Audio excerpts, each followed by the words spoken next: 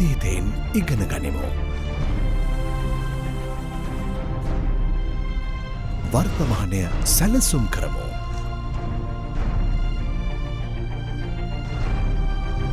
අනාගතය හැඩගස්වමු.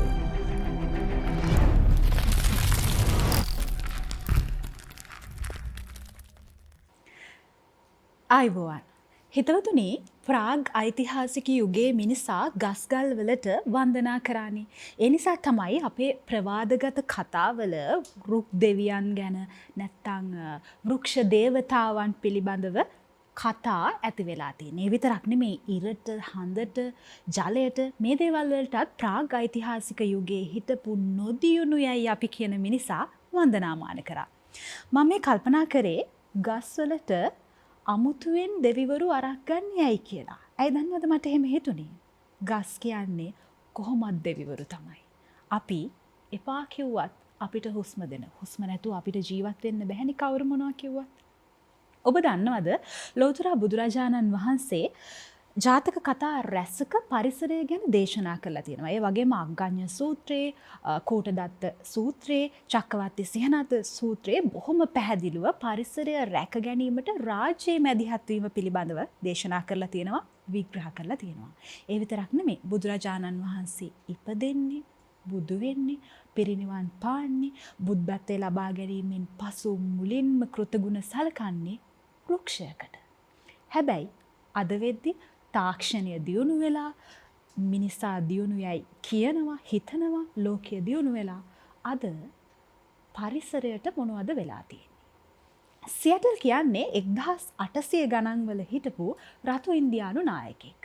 වොෂින්ටන් අධිරාජ්‍යයා විසින් රතු ඉන්දියානුවන්ගේ භූමිය මිලට ගන්න යෝජනා කරපු අවස්ථාවේදී සියටල් හරි අපූරු ලිපියක් ලියනවා. ඒ ලිපියේ මෙන්න මෙහෙම සඳහන් කරලා තියෙනවා සියටල්. ගලා යන ගංගාවෝ අපේ සොහොයුරියෝ, දේවදාර ගස්වලින් හමන්නේ අපේ මුතුන් මිත්තන්ගේ සුවඳ. ඒ විතරක් නෙමෙයි, පරිසරය කියන දැල මිනිසා විසින් ගොතන ලද්දක් නෙමෙයි. පරිසරය කියන දැලේ මිනිසා කොටසක් විතරයි. ඒ නිසා පරිසරයට වින කරන්න අපට අයිතියක් නැහැ. ඔබ පරිසරයට කෙල ගහනවා නම් ඒ කෙල ගහන්නේ ඔබට. පරිසරය කියන්නේ අපේ බර දරාගෙන ඉන්න මේ පොළවට, අපි හුස්ම ගන්න මේ වාතයට, අපිට ජීවය දෙන ජලයට, හෙවන දෙන ගහකොළට. ඔබ හිතනවද මේ දේවල් වලින් තොර පැවැත්මක් අපිට තියෙනවයි කියලා? හැබැයි අපි නැති වුණොත් අදට වඩා හොඳට පරිසරය පවතීවි. අපිට පරිසරයෙන් තොර පැවැත්මක් ඇත්තෙම නැහැ. මේ දවස්වල ওই කාරණාව ගැන අපි නිතරම කතා කරනවා. හැබැයි තවමත් අපිට මේ කාරණාව දැනිලා නැහැ. මම පුංචි උදාහරණයක් කියන්නද ඔබට. ඔබේ මුදල් පසුම්බිය ගන්න. පසුම්බියේ තියෙන මුදල් ටික ගණන් කරන්න ඔබ කීයක් උපයලා තියෙනවද කියලා. හැබැයි එහෙම ගණන් කරන ගමන් ඔබේ නාසය වසා ගන්න. පුළුවන් වේද ඔබට ඉන්න? අපිට එහෙම ඉන්න බෑ. ඒ නිසා පරිසරය බොහොම වැදගත්. පරිසරය රැකගත යුතුමයි අපේ පැවැත්ම වෙනුවෙන් පවා. ඒ නිසා අද කාලාත්‍රේ කතා බහේ අපි මේ ඉඩකඩ වෙන් කරනවා පරිසරය ගැන කතා කරන්න. ලෝකයේ බොහොම දියුණුයි. ඒ නිසා හරිත තාක්ෂණය, හරිතාගාර සංකල්ප මේ දේවල් ගැන ලෝකයේ පුරාම කතා කරනවා. හැබැයි අපි අද කොතනද ඉන්නේ කියලා අපි හරියටම අවබෝධ කරගෙන නැතයි කියලා හිතන කතාවත් එක්ක, පරිසරය ගැන තියෙන කාලීන ප්‍රායෝගික ගැටලුත් එක්ක අද අපි මේ මාතෘකාව තෝරගත්ත කාලාත්‍රේ කතා බහෙන් කතා කරන්න. අද අපේ මාතෘකාව ඔබ රකින්න පරිසරය ඔබ රකී මතු දිනක. මේ මාතෘකාව ගැන කතා කරන්න අපි අදත් කතා කරා, ආරාධනා කරා විද්වත් මණ්ඩලයකට. දැන් විද්වත් මණ්ඩලය ඇවිල්ලා අසුන්ගෙන ඉන්නවා. ඔබට මං හඳුන්වා දෙන්නම් අද අපිත් එක්ක එකතු වෙන විද්වත් මණ්ඩලය. මුලින්ම අද දවසේ අපිත් එක්ක එකතු වෙනවා ඉංජිනේරුවරයෙක්, ඒ වගේම පරිසරවේදියෙක් බුද්ධිමංගල මහත්මයා. ඒත් එක්කම අපිත් එක්ක එකතු වෙනවා බොහෝම සුපුරුදු චරිතයක් අපේ වැඩසටහන් රැසකට එකතු වුණා කාලාත්‍රේ කතා බහින් ඇය පර්යේෂිකා නෙතු වික්‍රමසිංහ මහත්මිය. ඒ වගේම අපිත් එක්ක එකතු වෙනවා නීතිවේදී HIP ඉමදුව මහතා. ආයුබෝවන් තිදෙනාටම.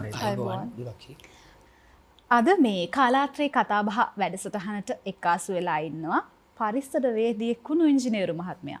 මංගල මහත්මයා කඳු නාය යද්දි මුහුද ගොඩ ගලද්දි කුණු කඳු පුපුරා මිනිස් ජීවිත බිලිගනිද්දි පරිසරය ගැන කතා කිරීම හරි වැදගත් වෙනවා. ඒත් එක්කම මේ හුස්ම ගන්න ඔක්සිජන් ගන්නත් අපි මේ දවස්වල වැඩිපුර කතා වෙනවා. ඇත්තටම වර්තමානයේ තියෙන පරිසර ගැටලු මොනවද? ආයිබෝවන් ප්‍රධාන වශයෙන්ම පරිසරය කියන්නේ මොකක්ද කියන දේ අපි අර්ථකථනය කරගමු. අපේ ජීවි අජීවි සියලුම දේවල් අපි අවට තියෙන මා පවා ඔබ පවා මේ පරිසරය නිසා ඇති වුණොත් අපි තමයි පරිසරය කියලා කියන්නේ. මෙන්න මේ තියෙන පරිසර මෙන්න මේ පද්ධතියක් තියෙන්නේ මේක. චක්‍රයක් තියෙනවා. මෙන්න මේ චක්‍රයේ සිදුවන සමතුලිතතාවය කියලා කිව්වොත් මෙයට යම් කිසි කෙනෙක් කරන්නා වූ බලපෑමක් නිසා තමයි මෙන්න මේ පරිසර හානිය කියන දේ සිද්ධ වෙන්නේ. එතකොට අපි දැනගන්න ඕන මෙන්න මේ දැන් අපිට මුහුණ පාන වෙලා තියෙන්නේ මෙන්න මේ සමතුලිත චක්‍රය ස්වාභාවික පරිසරයට කරන සමතුලිත චක්‍රයට කරපු බලපෑම නිසා අපි දැන් නොයෙකුත් ප්‍රශ්න වලට අතීතයට වඩා දැන් වර්තමානයේ අපි මුහුණ පානවා. ප්‍රධාන වශයෙන්ම මේකට හේතු වෙලා තියෙන්නේ ජනගහන වර්ධනය. මේ වර්ධනයත් සමග ඒ අයගේ ඇතිවෙන්නව සංවර්ධනය හරහා සිදුවන එයාලගේ තියෙන අවශ්‍යතාවවල සංකීර්ණභාවය වැඩිවීම.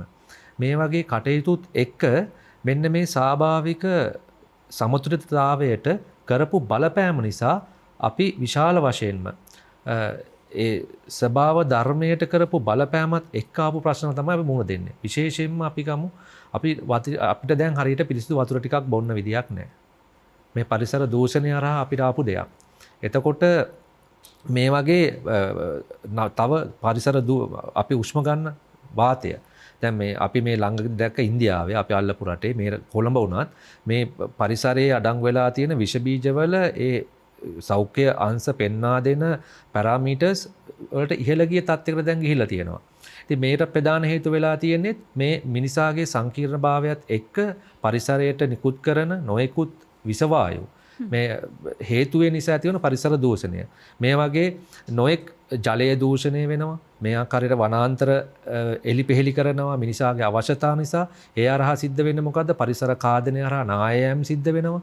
ගංගා ඇලදොර පස්වලින් පිරී යනවා. මේ පිරී යාම හරහා වෙන්නේ අපිට වැව් පිරී යාම නිසා වතුර එක් රැස් කරගන්න වෙන්නේ නැහැ. මේ හරහා වෙන්නේ කෘෂිකර්මාන්තයේ බිඳ වැටෙනවා.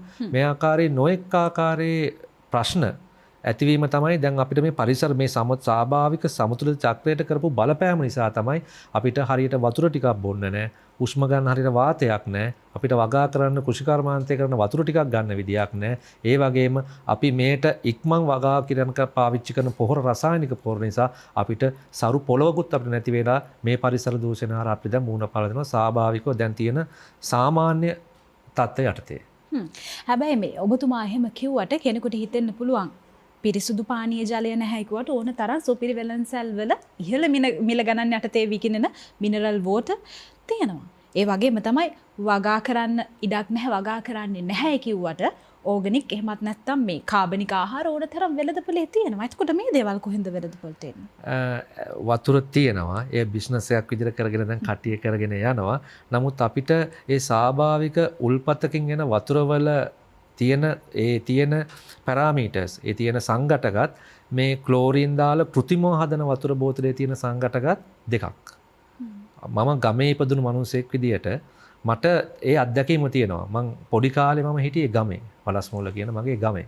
ඒ ස්වාභාවික ජල උල්පත් වලින් පානය කරපු වතුර. අපි බෝතල් කරපු වතුර පානය කරේ නැහැ.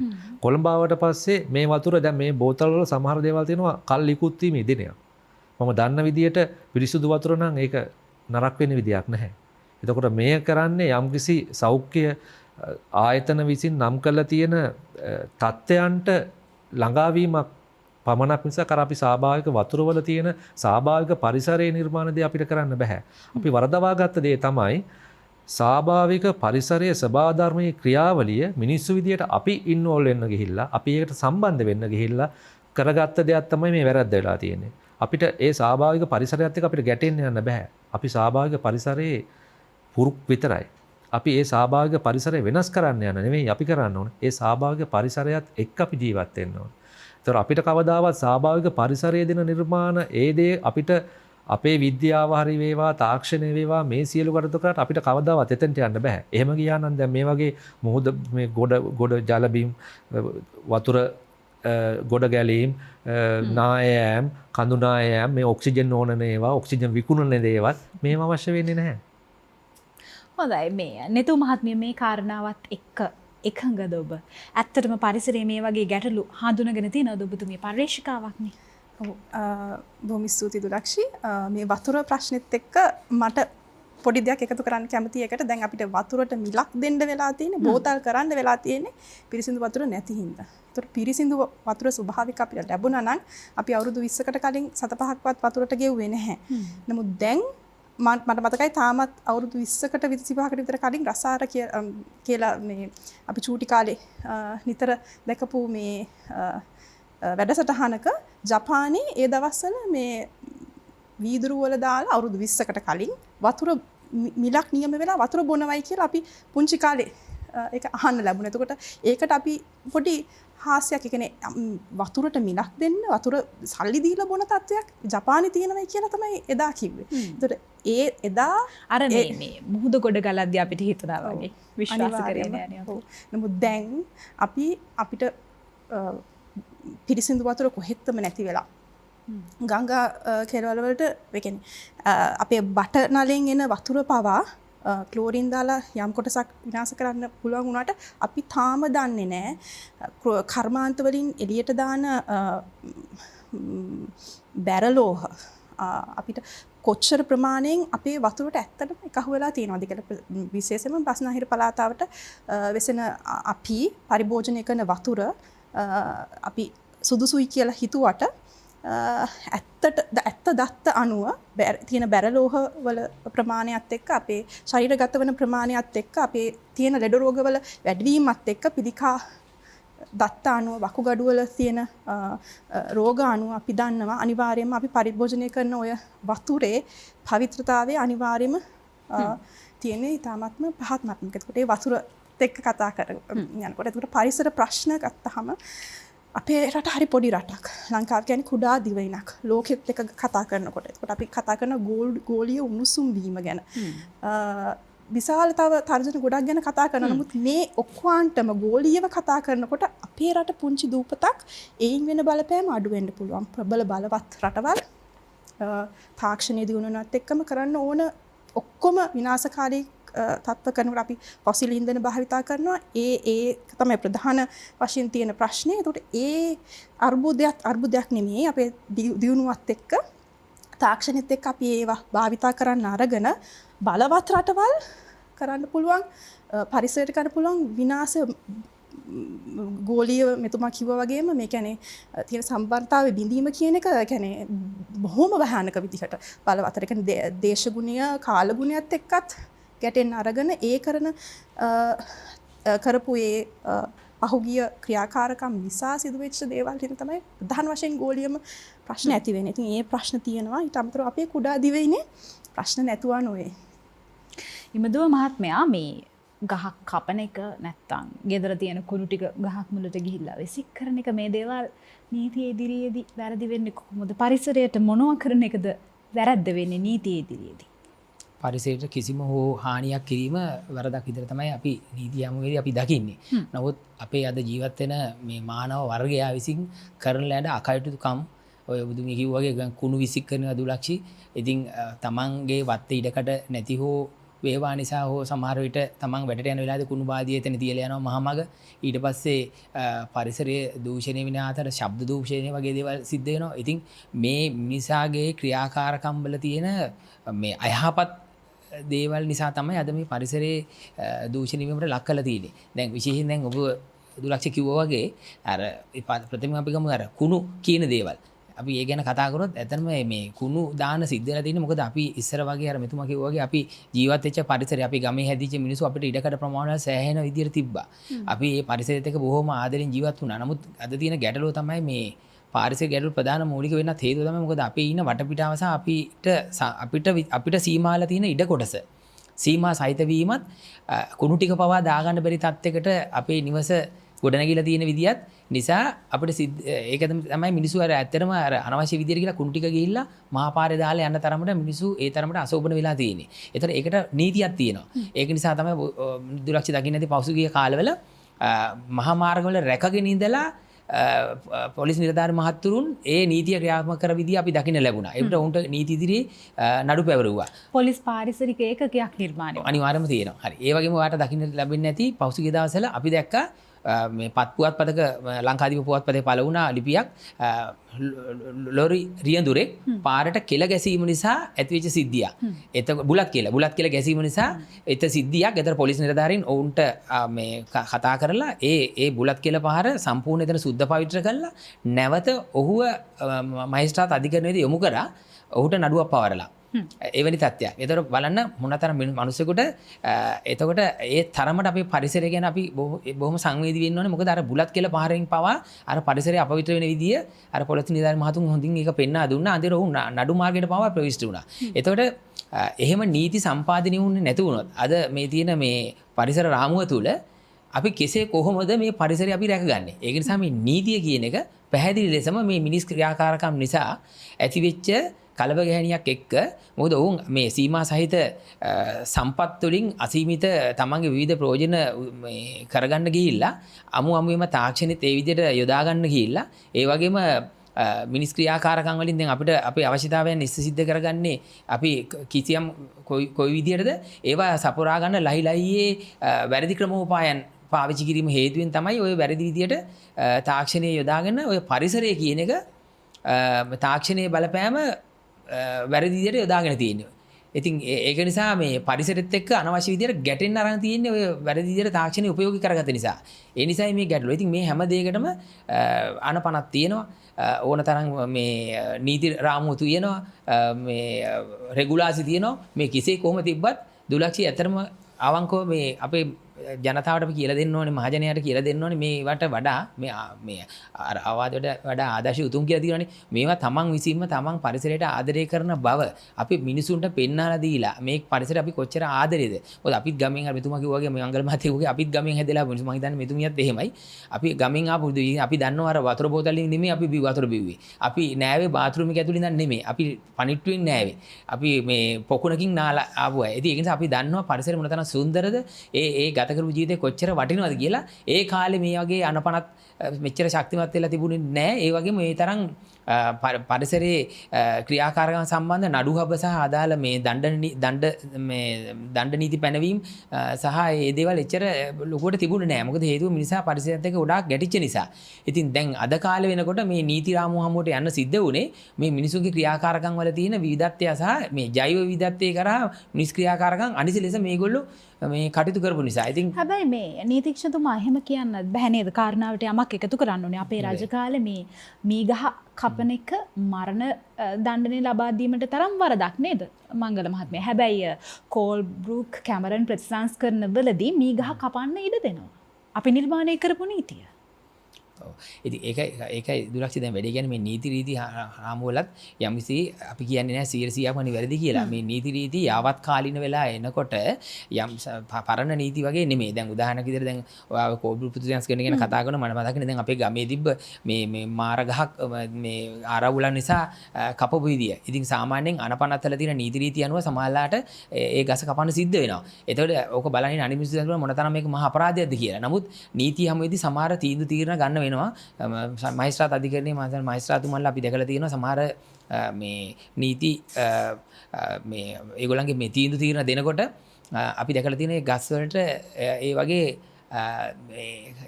එතන ඒ කපා ඉවත් කරන්නේ නැතුව එතෙන්දී ඒ ගැටලුව විසඳන්න බැරි අවස්ථා සමහරලාට මතුවෙනවා උද්ගත වෙනවා. ඉතින් එතෙන්දී ওই නීති රීති වල තියෙන දේවල් සමහරලාට ඇත්තටම පරිසරයත් එක්ක සමහරලාට ගැටෙන අවස්ථා තියෙනවා මොකද ඒවා ක්‍රියාත්මක කරන්න යෑමේදී. මංගල මහත්මයා මේ පරිසරය දූෂණය කරන්නේ කොහොමද මිනිස්සු සමහරලාට අපි හිතන්නේ නැතුව කරන පුංචි දේවල් පරිසර දූෂණයට ප්‍රබල දායකත්වයක් ලබා දෙනව නේද? ඔව් ඇත්තටම දැන් සරල උදාහරණයක් අපිට ගන්න පුළුවන්.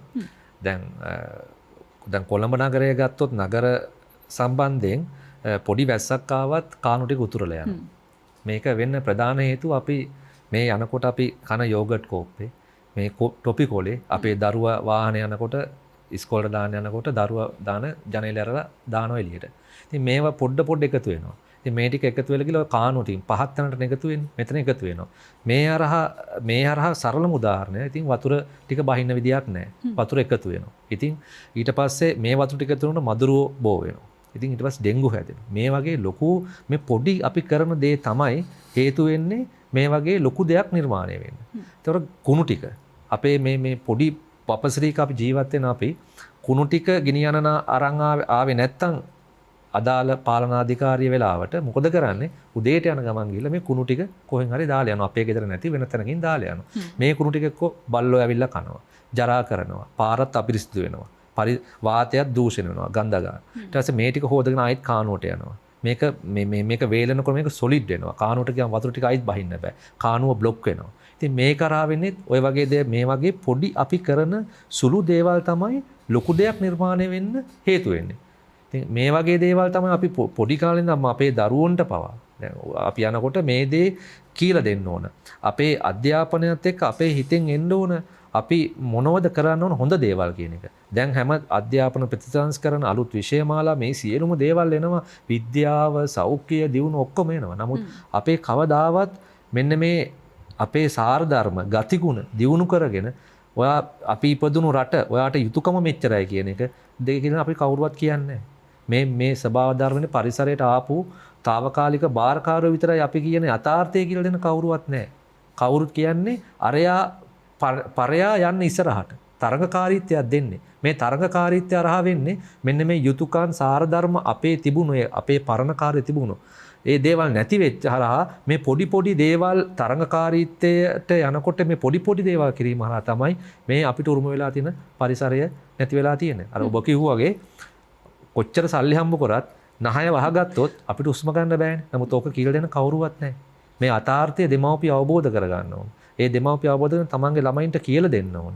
අපි මේ යථාර්ථයට මුහුණ දෙන්න ඕන. යම් කිසි දවසක මේ රටේ මේ ලෝකේ අපි පිට කරන කාබන් ඩයොක්සයිඩ් ටික ගන්න ගස් ටික නැති වුණු දවසට අපිට අවශ්‍ය ඔක්සිජන් දෙන්න ශාක ටික නැති වුණු දවසට කාටත් තේරෙයි අපි කොච්චර විද්‍යාවෙන් කොච්චර සල්ලි පොදි ගැහුවට කොච්චර ආවත් අපි එදාට පරාදයි කියන දේ අපි කාටත් තේරෙයි. නෙතු මහත්මිය මේ පරිසර දූෂණය වෙන්න නැත්තම් මේ පරිසර දූෂණයත් එක්ක මේ තරම් ප්‍රායෝගික ගැටලු ඇති වෙන්න හේතු මොනවද? තිරසර සංවර්ධනයේද නැත්තම් සීග්‍රයෙන් ඉහළ යන මේ ජනසංඛ්‍යාවත් එක්ක අවශ්‍යතා සංකීර්ණ වීමද? පරිසර දූෂණය කියනකොට මෙතුමා පරිසරය කොයි වගේද කියලා අපිත් ඇතුළුව අපි වටා පිටාව කියලා කිව්වා. එතකොට ඕක ජලය, වාතය සහ ගොඩබිම. එතකොට මේ සියල්ලටම අපි අතින් වෙන ක්‍රියාදාමයන් ඔස්සේ සුළු දෙයක් වුණත්, පොඩි දෙයක් වුණත්, අපේ චලනයක් වුණත් වෙනකොට පරිසරයේ යම්කිසි වෙනස්කමක් සිදු වෙනවා. එතකොට මේ වෙනස්කම් සිදුවීම ඔස්සේ ප්‍රධාන වශයෙන් ලෝකයේ ගත්තහම දැන් අපි දරුවන්ට පාසල් වල කියලා දෙනවා මේ ආහාර දාමයක් ඔස්සේ මේ විලෝපිකයෝ ඉන්නවා අහවල් දෙවුන් තමයි මස් කන්නේ පරිසරයට මෙහෙම මේ කියලා අපි කියලා දෙන විද්‍යාව ඇත්තටම ගත්තොත් පරිසරයට විශාලම බලපෑමක් කරන ප්‍රධානම විලෝපිකයා ලෙස අපිට සැලකන්න පුළුවන් මිනිස්සු. එතකොට අපි අපේ චින්තනයේ තියෙන මං හිතන්නේ අපි බුද්ධිමත් කියලා හිතන තැන ඉඳලා අපි ගන්න ක්‍රියා කරන්න පටන් ගත්තායින් පස්සේ තාක්ෂණයේ දියුණුවත් එක්ක ප්‍රධාන වශයෙන්ම අර අපි මේ මිනිස්සුන්ගේ ගහණය අනිවාර්යයෙන්ම වැඩි වෙනවා. නමුත් අපි වැඩි වුණාට අපි හැමතිස්සෙම හිතන්නේ අලි වැඩි වෙලා කියලා, රිලව් වැඩි වෙලා කියලා. මේ අපි වැඩි වෙනවත් එක්ක ගහකොළ කැඩෙනවා කැමේවත් අපි පරිභෝජනය කරන ප්‍රමාණය වැඩි වීම ගැන නෙමෙයි අපි සැලකන අපිට වෙන තර්ජන මොනවද? මధుරෝ ප්‍රශ්නයක්, අර්ක ප්‍රශ්නයක්, මේක ප්‍රශ්නයක්. ඒ ප්‍රශ්න ඔක්කොම එන්නේ අපේ ප්‍රශ්නෙහින්. අපි වැඩි වීමත් එක්ක. ඒතර අපි වැඩි වෙනවත් එක්ක අනිවාර්යයෙන්ම අපේ අවශ්‍යතාව වැඩි වෙනවා. අපේ බුද්ධිය කියන දේ මෙහෙයවීමත් එක්ක අපි ඔය කියන තරඟකාරී ලෝකයට ප්‍රවිෂ්ඨ වෙනවත් එක්ක ඇති වෙන විශාල ප්‍රශ්න තෝගයක් අපි නොදැනුවත් ප්‍රශ්න නෙමෙයි. අපි බුද්ධිමත් වීමත් එක්ක අපි ඒවා වලට අපි පිළියම් හොයනවා කියලා කියනවා. නමුත් අපි ඇත්තටම කරන්නේ මොකක්ද කියලා ඇත්තටම බලනකොට මේ මනුස්ස ගහණය වැඩි වෙනවත් එක්කම කියා නිම කරන්න බැරි පරිසර දූෂණයක් අපි අතින් සිද්ධ වෙනවා. එතකොට ඒ හරහා තමයි මනුස්ස ගහණය වැඩි වීම තමයි සරලම උත්තරේ ඔබතුමියගේ ප්‍රශ්නයට. එමදුව මහත්මයා මේ ජනගහනය වැඩිවීම මෙතුමිය ඉස්මතු කරන කාරණේත් එක්කම මේ රටක් විදිහට ඉදිරියට යද්දී අපිට සංවර්ධනයේ ඉලක්ක තියෙනවානේ. පාරවල් ටික හැදෙන්න ඕනේ. දැන් විශේෂයෙන්ම අධිවේගී මාර්ග නැත්නම් හයිවේ ගැන කතා කරනවා. අපිට ගෝලීය සංවර්ධනය කියලා ප්‍රතිපත්තියක් තියෙනවා. ඒ වගේම තිරසර සංවර්ධනය කියලා සංකල්පයක් ගැන කතා කරනවා. මේ දේවල් වෙන්න ඕනේ. අපිට නැහැයි කියන්න බෑ. ගෙදරකට ජල නල පද්ධතියක් අවශ්‍යයි. මේ දේවල් විය යුතුමයි. අපිට එපා කියන්න බෑ. අපිට දියුණුව අතික්‍රමණය කරන්න බෑ. මිනිස්සු දිහට මේවා අවශ්‍යයි. හැබැයි මේ දේවල් කරන අතරතුර අපි කොහොමද පරිසරය පරිසම් කරගන්න ඕනේ? මේ තිරසර සංවර්ධනය කියන්නේ පරිසරය ඉවත් කරලා පරිසරයේ තියෙන සංඝටක ටික ගහවැල සතාසීපාවා කෘතිම සකස් කරගන්න යන ගමනක්ද? මොකක්ද මේ තිරසර සංවර්ධනය කියන ප්‍රතිපත්තිය? ඇත්තට මෙහෙමයි. දැන් ඔය කියපු සංකල්ප සියල්ලක්ම හරි වැදගත්. නමුත් වැඩි කියන්නේ රටේ සංවර්ධන ජීවනාලිය උදෙසා මේ යන ගමනේදී ඔය තිරසාර සංවර්ධනත් එක්ක ඔය දැන් දුලක්ෂ කියපු මහා මාර්ගවල තියෙන ඔය හයිවේ මේ ඒවා ඊට පස්සේ ඒවා දියුණු පමුණු වෙනකොට ඇත්තටම දැන් ඔය මේ ඔය මානසික මම ඉස්සෙල්ලා කිව්වා වගේ මානසික වර්ගය අර පරිසරයත් එක්ක ගැටෙන අවස්ථාවේදී තමයි ඔය අපි කතා කරපු සියලුම ඔය දූෂණ හා අනුගත අක්‍රමිකතා සහ සියලුම දේවල් මෙතන අප හමුවට එන්නේ. එතකොට මේ අපිට රටක් විදියට දියුණු වෙන්න ඕනේ නැහැ කියන එක නෙමෙයි මෙතන පරිසරයත් එක්ක තියෙන ගැටලුව. රටක් විදියට යනකොට අපි දියුණු වෙන්න ඕනේ. හරිද? තිරසාර සංවාදයක් එක මානව වර්ගයාගේ ක්‍රියාකාරකම් තුළින් රටක සංවාදනයේ ජීවනාලිය කරගෙන යන්න ඕන. මම්මාවත් ගොඩනැගිලි ඒ වගේම යාන වාහන ඒ වගේ මේ පැවැත්මත් එක්ක රටේ සංවාදනයේ ආර්ථික සංවාදනයේ විදියට සංවාදනයක් විය යුතුයි. නමුත් ගැටලුව තියෙන්නේ මේ සංවර්ධනය සඳහා මේ යන ගමනේදී පැහැදිලි ලෙස අදාළ නීති රාමුව තුළ අදාළ බලධාරී ආයතන අදාළ ඒකට සම්බන්ධ අනුබද්ධිත රජයේ හා අනිත්කුත් ආයතන මේවට කොච්චර මේ සම්බන්ධව යන ගමනේදී ඒ තහපෙන දායකත්වය හා ඒ නිවැරදි මඟ පෙන්වීම කොච්චරද කියන එක තමයි මෙතන තියෙන ප්‍රධානම ගැටලුව. දැන් උදාහරණයක් අපි ගත්තොත් ඔබතුමීට කියන්නේ සෑහෙන කරුණු කාරණා තියෙනවාද මා තුල මම ඒ දත්තේනුත් අරගෙන ආවා. අපි ඉස්සෙල්ලාම ගත්තොත් දැන් ඔය මහා මාර්ග ඉදි වෙනකොට දැන් පාරේ දැන් මෙතෙන් සාකච්ඡා වුණා මේ හයිවේ කිව්වා. දැන් මේ වගේ ඇත්තටම අපි ලෝකේ රටවල් එක බලුවම මේ හයිවේ කියන එක අනිවාර්යයෙන්ම අත්‍යවශ්‍ය කාරණා. අපි පසුගිය රජයේ කාලේ අපි දැක්ක මොනතරම් මම්මාවත් මහා මාර්ග මොනතරම් ගොඩනැගිලි කොච්චර රාශියක් ඉදිරියුණාද කියලා. මේවා රටේ තිරසාර සංවාදනය සඳහා අවශ්‍ය කරන එක්තරා කොටසක්. මේවා වෙන්න ඕනේ. නමුත් මේවා වෙනකොට මේ වෙන්න ඕන ක්‍රමවේදයන් අපි හිතලා බලමු දුලක්ෂි මේවා කොයි විදිහටද මේවා ගොඩනැගෙන්නේ කොයි විදිහටද මේවා අදාළ නීති රාමුව තුළ සැකසෙන්නේ කොහොමද දින ගැටලුව තමයි අපිට තියෙන මෙතන මූලිකම ගැටලුව. දැන් උදාහරණයක් විදිහට ගත්තොත් මේ දැන් අපි දැන් මහා මාර්ග ඉදිරියනකොට අනිවාර්යයෙන්ම දුලක්ෂි දන්නවා දැන් මේ පරිසරයේදී ඉන්නවා මෙතන එතුමන්ලත් දන්නවා මේවා කරන්න යනකොට මේ වගේ තියෙනවා මේ ශක්්‍යතා වාර්තා කියලා දේවල් කැඳවන්න ඕන. හරිද? ඒවා කැඳවලා අපි බලන්න ඕනේ ඇත්තට මේ මහා මාර්ග මම්මාවත් ඉදිරියනකොට මේකෙන් ඇති වෙනා වූ යහපත් ප්‍රතිඵල වගේම අනිසි ප්‍රතිඵල මේ මහා මාර්ගයේ මේ වගේ ලොකු මම්මාවත් ඉදිනකොට අපි දන්නවා දුලක්ෂ කොච්චර ගෙවල් ප්‍රමාණයක් යට වෙනවද? ඒ වගේම මේ ඒ තුලින් මහජනයාගේ තියෙන අනිකුත් ව්‍යාපාර කටයුතු ගෙවල් දොරවල් ඊට පස්සේ මේ තමන්ගේ කුඹුරුවක් කර ඉඩම් යනාදී කොච්චර දේවල් මිනිසුන්ට අහිමි වෙනවද කියලා.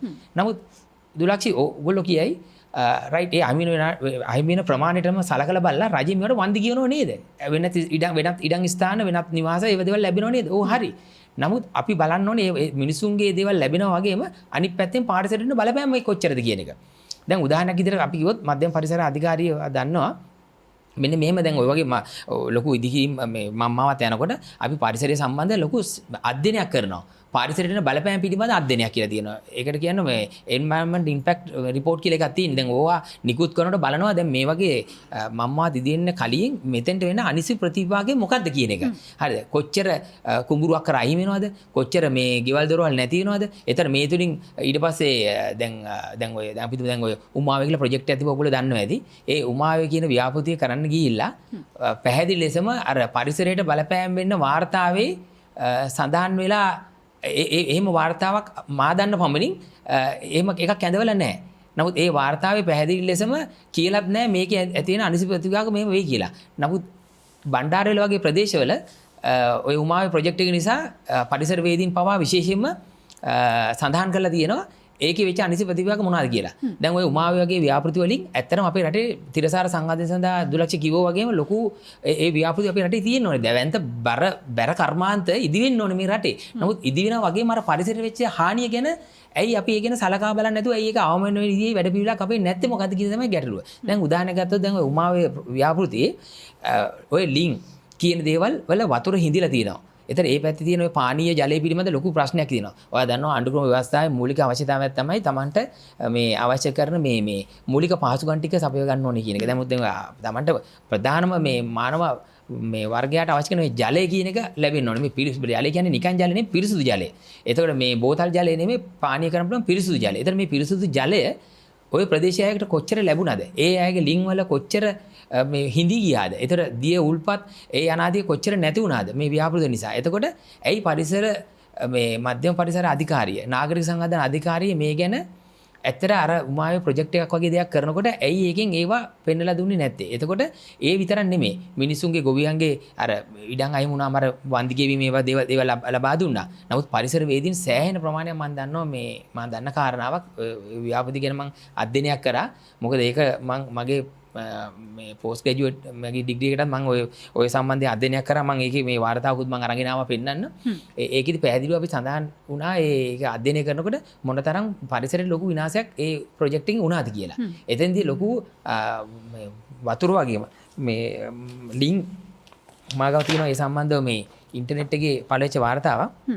මේවට මේ ඇතරම් කතා කරු යුතු මේ කාලෝචිත මාතෘකාව මේ විදිහෙන් මේ සුප්‍රීම කෝට් එකටත් ගිහිලා තියෙනවා මේ සම්බන්ධව මේ මධ්‍යම පරිසර අධිකාරියට මේ විරුද්ධව. මොකද මේ ශක්්‍යතා වාර්තා සහ මේ පරිසරයට වෙන බලපෑම් පිළිබඳ වාර්තා නිසලෙස මේවා අධ්‍යයනය කටයුතු කරලා මේ වගේ හරි දෙයක් එළියට ආවේ නැහැ කියන එක ගැන. එතකොට මේකෙන් වෙච්ච මේ පාරිසරික හානිය කියා නිම කරන්න බෑ.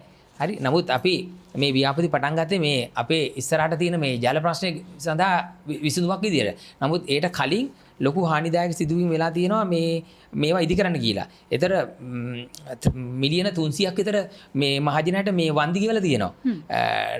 නමුත් ඒ වන්දි වගේට වඩා වැඩි ප්‍රමාණයක හානිදායී සිද්ධියක් මේ තුලින් වෙලා තියෙනවා. එතකොට මේකට කවුද මේ වගේ යුතු පාර්ශවයන්?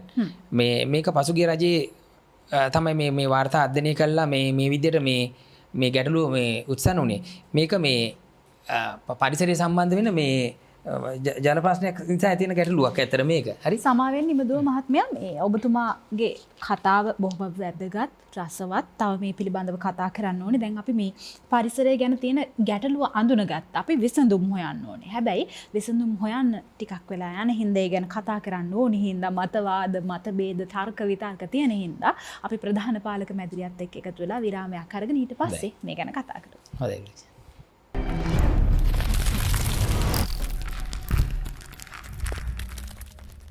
විරාමෙන් අනතුරුව අපි නැවතත් එකතු වෙනවා කාලාත්‍රේ කතාබහත් එක්ක. අද අපේ මාතෘකාව ඔබ රකින්න පරිසරය ඔබ රකී මතු දිනක. මේ මංගල මහත්මයා ලෝකේ දියුණු රටවල් පරිසරය අතික්‍රමණය කරන්න යන්නේ. උදාහරණයක් විදිහට ස්වීඩනය තමයි ලෝකේ වැඩිම කඩදාසි නිෂ්පාදනයක් කරන රට. හැබැයි ස්වීඩනයේ වනගහනය සාධනීයයි. වනගහනය අඩු වෙලා නැහැ. ඒ වගේම භූතානයේ හැම රජ කෙනෙක්ම තමන්ගේ පදවි ප්‍රාප්තිය සනිටුහන් කරන්නේ සම්වරාන්නේ ගස් හිටවලා. වනගහනය සාධනීයයි. අපිට කොහෙද වැරදුනේ? කොතනද වැරද්ද? ඔව් දැන් ඇත්තට මේ ලෝකේ වන ව්‍යාප්තිය ගත්තොත් බටහිර රටවල් වල තමයි වැඩිම වන ව්‍යාප්තියක් තියෙන්නේ. රටවල් වල ගොඩක් රටවල් ගත්තොත් භූමි ප්‍රමාණයෙන් 45ක් 50ත් අතර ප්‍රමාණයක් තියෙනවා ඒ රටවල් වල වන ව්‍යාප්තිය. මොකද ඒ රටවල් වල තියෙනවා දේශපාලනයෙන් එහාට ගිය මිනිස්සු තුලම තියෙනවා ඒ අදිෂ්ඨානයක් තියෙනවා මේ දේ තියෙන්න ඕන කියන දේ. මොකද මේ වාන ගහන්න නැතුනොත් අපිට මීට වඩා ලොකු ප්‍රශ්නයකට මුහුණ පහන්න වෙනවා කියන දේ එයාලගේ ඒක හිතේම තියෙනවා. එයාලගේ ප්‍රතිපත්ති වල ඒක තියෙනවා. එතකොට දැන් ලොකු කඩදාසි සීර්ණ කඩදාසි නිෂ්පාදනය කරාට එයාලා එතකොට බලනවා කොච්චර නිෂ්පාදනයක් කරන්න ඕනද? කොච්චර තව මේකට ගස් ප්‍රමාණයක් ඕන වෙනවද? එතකොට කොහොමද අපි මේ දෙයට දෙන විසඳුම මොකක්ද කියන එක අර තිරසාර සංවර්ධනය කියන දේ හරියටම ක්‍රියාත්මක වෙන තැනක් ඒක. කඩදාසි නිෂ්පාදනය කරා කියලා එයට ගන්න වනගහනය එයාලා නැති කරන්නේ නැහැ. මේ නේතු මහත්මිය වනගහනය කොහොමද උන් සාක්ෂාත් කරගන්නේ? කොහොමද මේ වනගහනය අරගෙන ගෝලීකරණයයි විවෘතාර්ථකයයි අතර තියෙන ප්‍රශ්නයක්. ඔවුන් ඔවුන්ගේ භූමිය ලස්සනට තියාගෙන තව කොහෙන් හරි ගස් ටිකක් කපලා ගෙන්නනවා. එතකොට ලෝකේ නැති වෙන්නේ කොතනද කියලා ප්‍රශ්නයක් නෑ. තමන්ගේ භූමිය ලස්සනට තියාගෙන වෙන කොහෙන් හරි ඇමේසන් කැලෙන් හරි තෙත් වනාන්තරයක් සම්පූර්ණයෙන්ම බිමට කපලා තමයි ඔය ගේන දැව ප්‍රමාණය ගේන්නේ. එතකොට කොහෙද කපන්නේ කියන එක ප්‍රශ්න නෙමෙයි දැන්. අග්‍රදිග ආසියාවේ ප්‍රධාන වශයෙන් ඉන්දුනීසියාවේ තියෙන ප්‍රධාන ප්‍රශ්නයක් වැසි වනාන්තර කපලා ඔක්කොම ඉවරයි. මොකටද? කටුපොල් වගාවට. අක්කර කියන්නේ රටවල් කියන්නේ හිතන්න බැරි ප්‍රමාණයෙන් දිගාසියාව තරම් දුර යන්න ඕනේ නැහැ. ලංකාවේ තියෙන නමුත් අපේ තියෙන ප්‍රමාණයට වඩා දැන් එන්න එක වැඩි වෙනවා. නමුත් අතන සත්තුන්ට ඉන්න තැන් නැති වෙලා තියෙනවා. ඔරන් ඔටන්ට එක්ස්ටින්ක්ෂන්. ඒ කියන්නේ සම්පූර්ණයෙන්ම වඳ වෙලා යන වඳ වෙන ඒ කියන්නේ IUCN රතු තත්ත්ව වාර්තා අනුව තක්සේරු කිරීම තියෙනවා සත්තුන්ගේ. එතකොට රතු කියන්නේ ඒතර හොඳ පාටක් නෙමෙයි. අපිට ඇත්තටම තියෙන්නේ ග්‍රීන් බුක්ස් හොඳයි කියන්නේ. නමුත් රතු දත්තවල එන්න සත්තු ප්‍රමාණය වැඩි වෙනවයි කියලා කියන්නේ උන්ට තියෙන තර්ජන වැඩි වෙනවයි කියන්නේ උන් නොබෝ අනාගතයේදී වඳ වෙලා යනවා කියන එක. එතකොට ඔරන් ඔටන් කියන්නේ මැමල් ඒප්. අපි වගේම කොට්ටාසයක්. එතකොට අපිට ඉන්න තැනක් නැහැ කියලා කියන්නේ ඔවුන්ගේ එකම කැලෑරොදත් විනාශ වෙලා යනවයි කියලා කියන්නේ තාමත්ම මේ බරපතල ප්‍රශ්නයක්. ඒකට ඒවට ස්විට්සර්ලන්තයවත් ස්වීඩනයවත් ඔය කියන ධනවත් රටවල් එකක්වත් වගේ කියන්නේ ඒකේ තියෙන ඉන්දුනීසියාවේ ප්‍රශ්නයක් නේ අපේ ප්‍රශ්නයක් නෙමෙයි.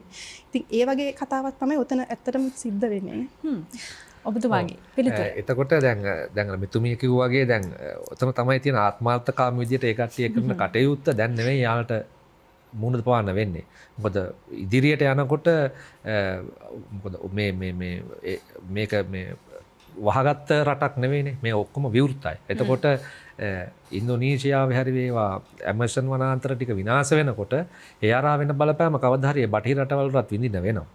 ඒක තමයි යථාර්ථය.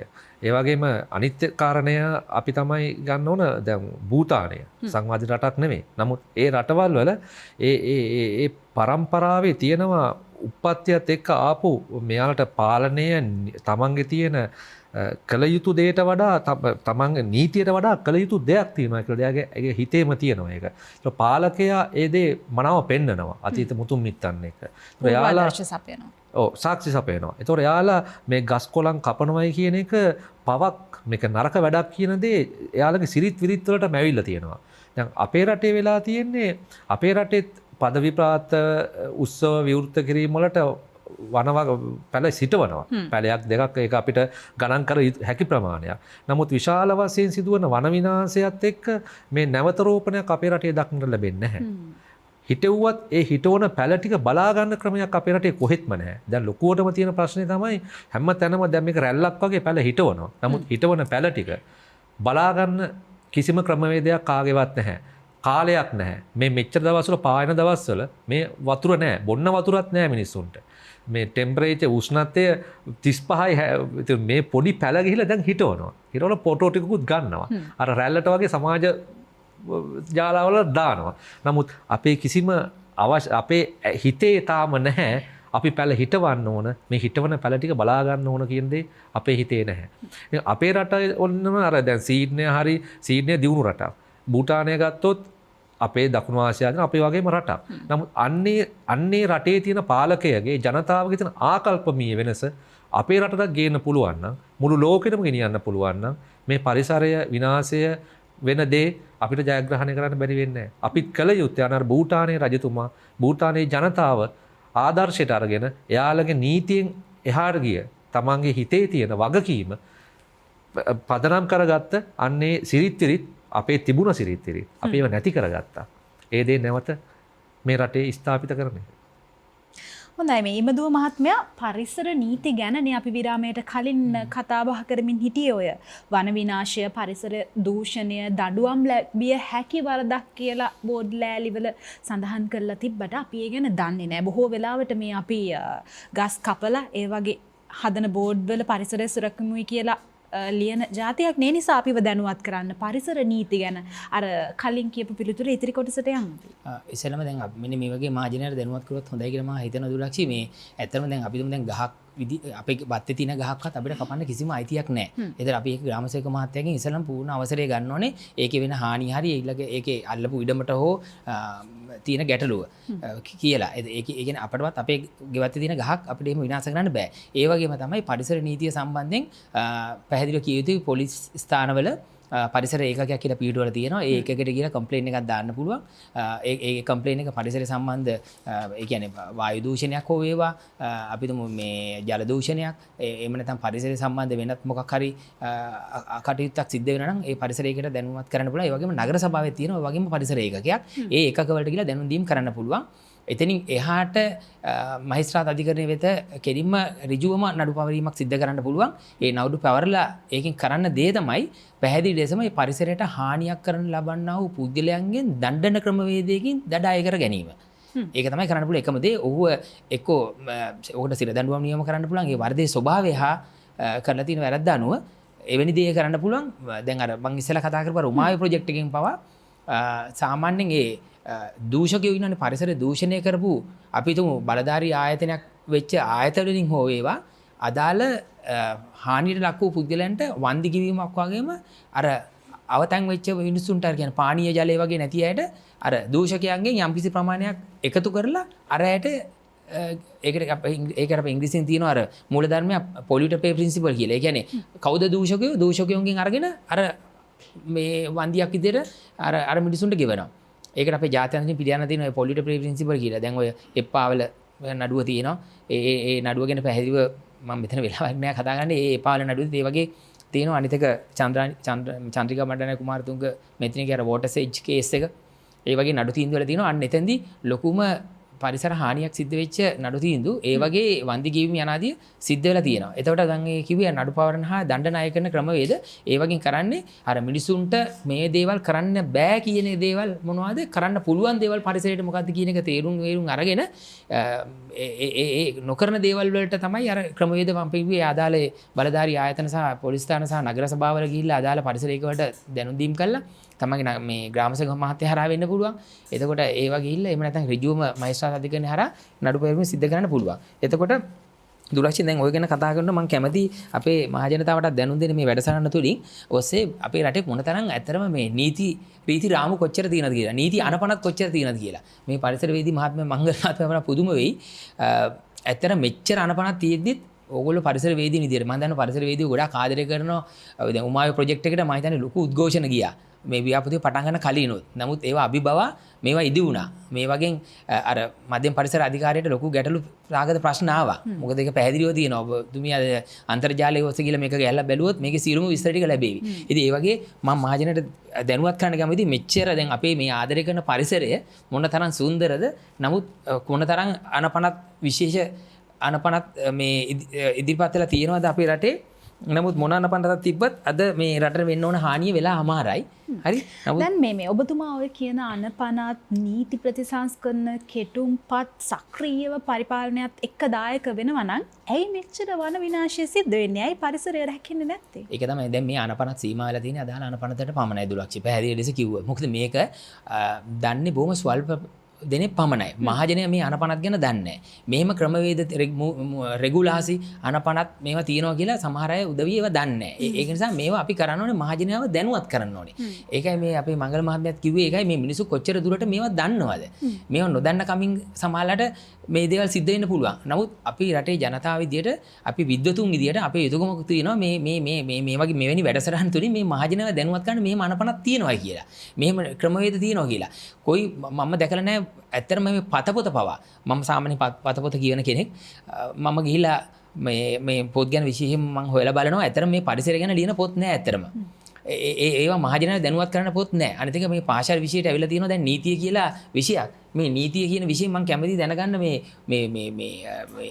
නීතිය කියන්නේ මේ පරිසර නීති ගැනත් උගන්නන්න පුළුවන් ඒවා ගොඩක් හරි වටිනවා පාසල් විෂය නීති විෂයට දාලා. ඒවා. ඉතින් ඒ වගේම මේ ඉස්කෝලේ පාසල තුලින් දැන් ඒ නීතිය කියන විෂය ආපු ගැන මම ගොඩක් ආඩම්බර වෙනවා. මොකද එහෙම නීතියක් අපේ පාසල් මේ පෙළ පොතල තිබුණ නැහැ මේ විෂය මාලාව. නමුත් දැන් එහෙමත් ඇවිල්ලා ඒ තුලින්වත් අඩු ගන්න මේ ඉන්න පරම්පරාවත් මෙහෙම දැනුවත් කරොත් ඇත්තට මේ ගොඩක් රුකුහලක් එනවා අපේ මේ දැන් ඔය මේ නීති අනපනත් වලටම යට වෙලා ඉන්නේ නැතුව මේක ප්‍රායෝගිකව මිනිසුන්ට කරලා පෙන්නන්න ඕනේ. දැන් උදාහරණයක් දුලක්ෂි මං ඉගෙන ගත්ත මගේ ගමේ පාසලේ මට මතකයි පත්තේ ලාපු විදුහල්පති පරිසර කියලා මේ කමිටියක් කියලා පත් කරා.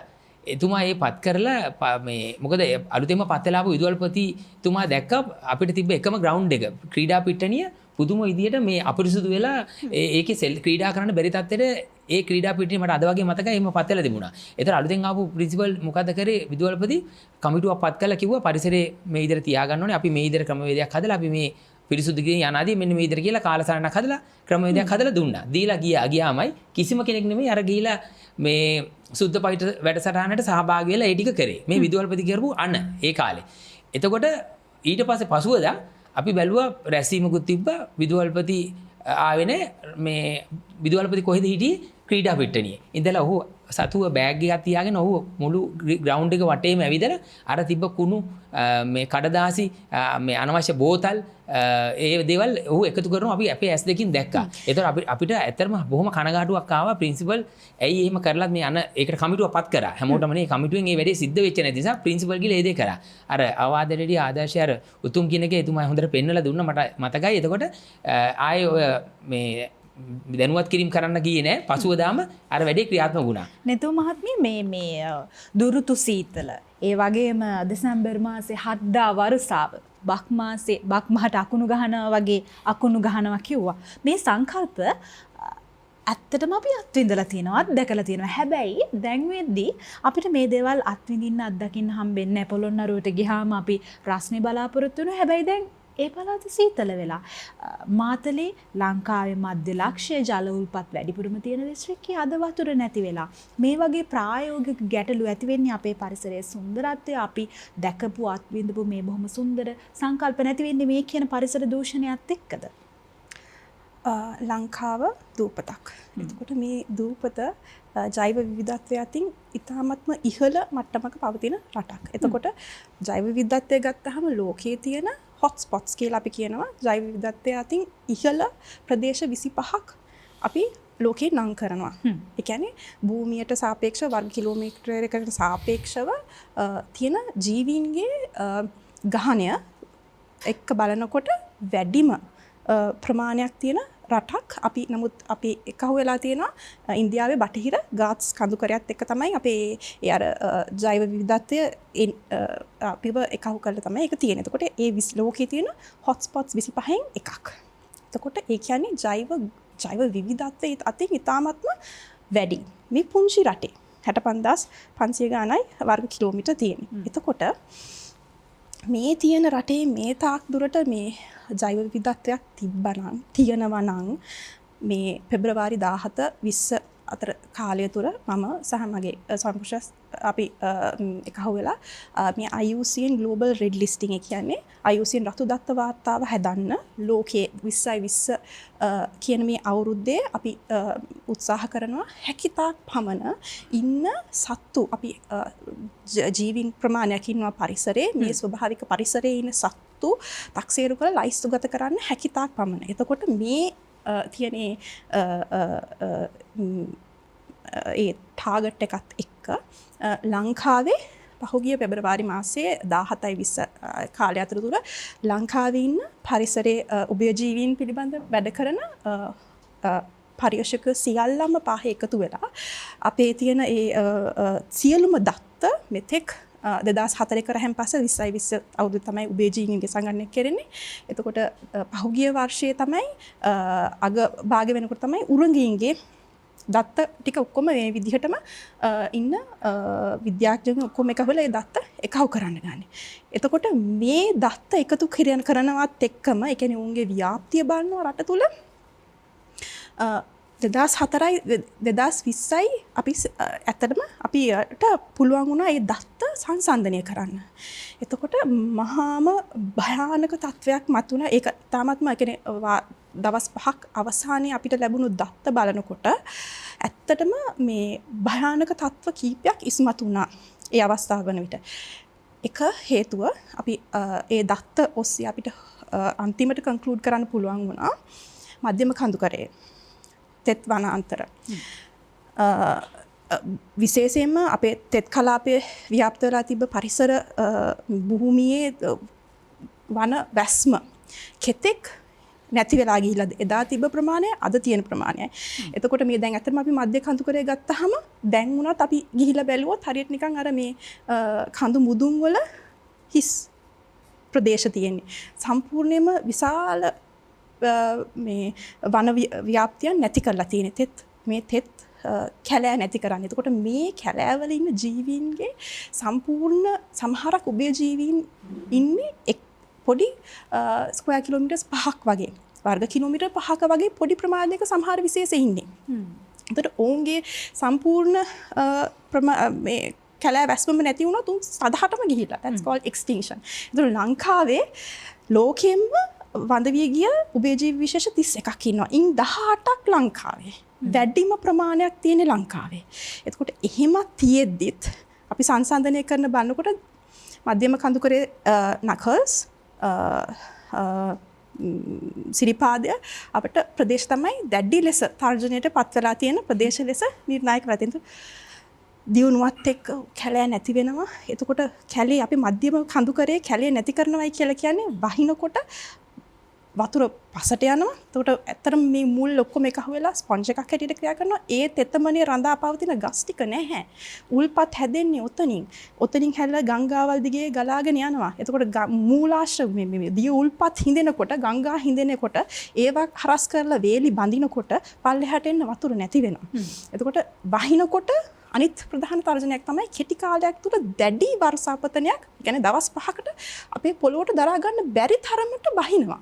එතකොට ඒ වැස්සත් එක්ක හිතන්න උඩ තියෙන කැලේ නැහැ. එතකොට පස කෙලින්ම යන්නේ ගඟට. එතකොට විනාඩි 5ක් යන්නේ ඔබ මධ්‍යම කඳුකරේ ප්‍රදේශයක හිටියොත් ගඟක් එහා පැත්තේ බලන්න පුළුවන් මේ වතුර බොර වෙනවා. මේ විනාඩි 2ක 3ක වැස්සට. ඒ කියන්නේ අධික ධාරානිපාත වර්ෂාවක් ඉතාමත්ම කෙටි කාලයක් තුල කඩා වැටීම. එතකොට වියලි කාල අනිත් අපිට නිගමනයක් කරන්න බුණා.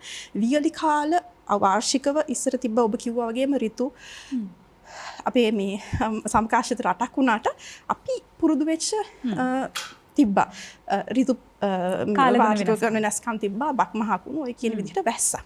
නමුත් දැන් ඒ කාල තුල වහින්න නැතු දීර්ඝ නියං කාල පැවතීමත් ඒ වැස්සත් ඒ අතරතුර සංහන වැසි අපිට හම්බුණා. ඒ හම්බ වෙන ප්‍රමාණය වැටෙනකොටම වාෂ්ප වෙලා යන තරමට පොළොව රත් වෙනවා. මේ සමා වෙන නෙතු මහත්මිය අපි මතක් කරමු දැන් බක්මහට අකුණු ගහද්දී අපිට නයිට්‍රජන් ලැබෙනවා. දෙසැම්බර් මාසයේ 7 දා වර්ෂාව කියන්නේ අපිට දියසීරාව වසරක් මුළුල්ලේ රැක ගන්න අවශ්‍ය වතුර ටික හම්බ වෙනවා. දැන් මේක වෙනස් වෙලා අපි මේ ප්‍රායෝගික තත්ත්වයක් මතක් කරමු.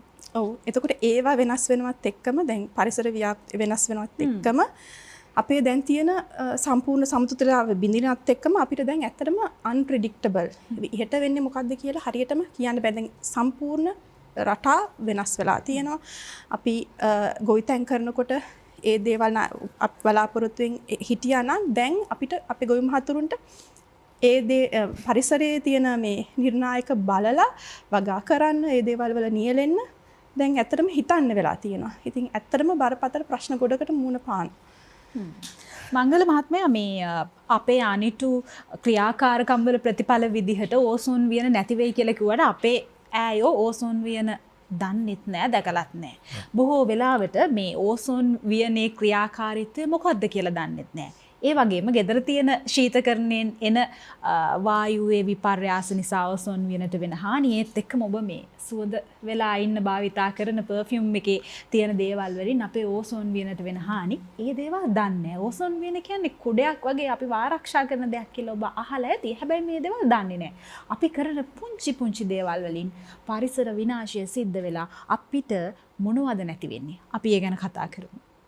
ඊට කලින් අර මම පොඩ්ඩක් අර මේ කාලගුණ විපර්යාසයත් එක්ක වෙන දේ අපි පොඩ්ඩක් මෙතුමිය කියපු දේ පොඩි ප්‍රායෝගිකව ගත්තොත් දැන් අපි දැන් මෙහෙම ඉර තියෙනවා. දැන් මෙතන තියෙන ගහක්. දැන් මේ පෝච්චිය කියන්නේ.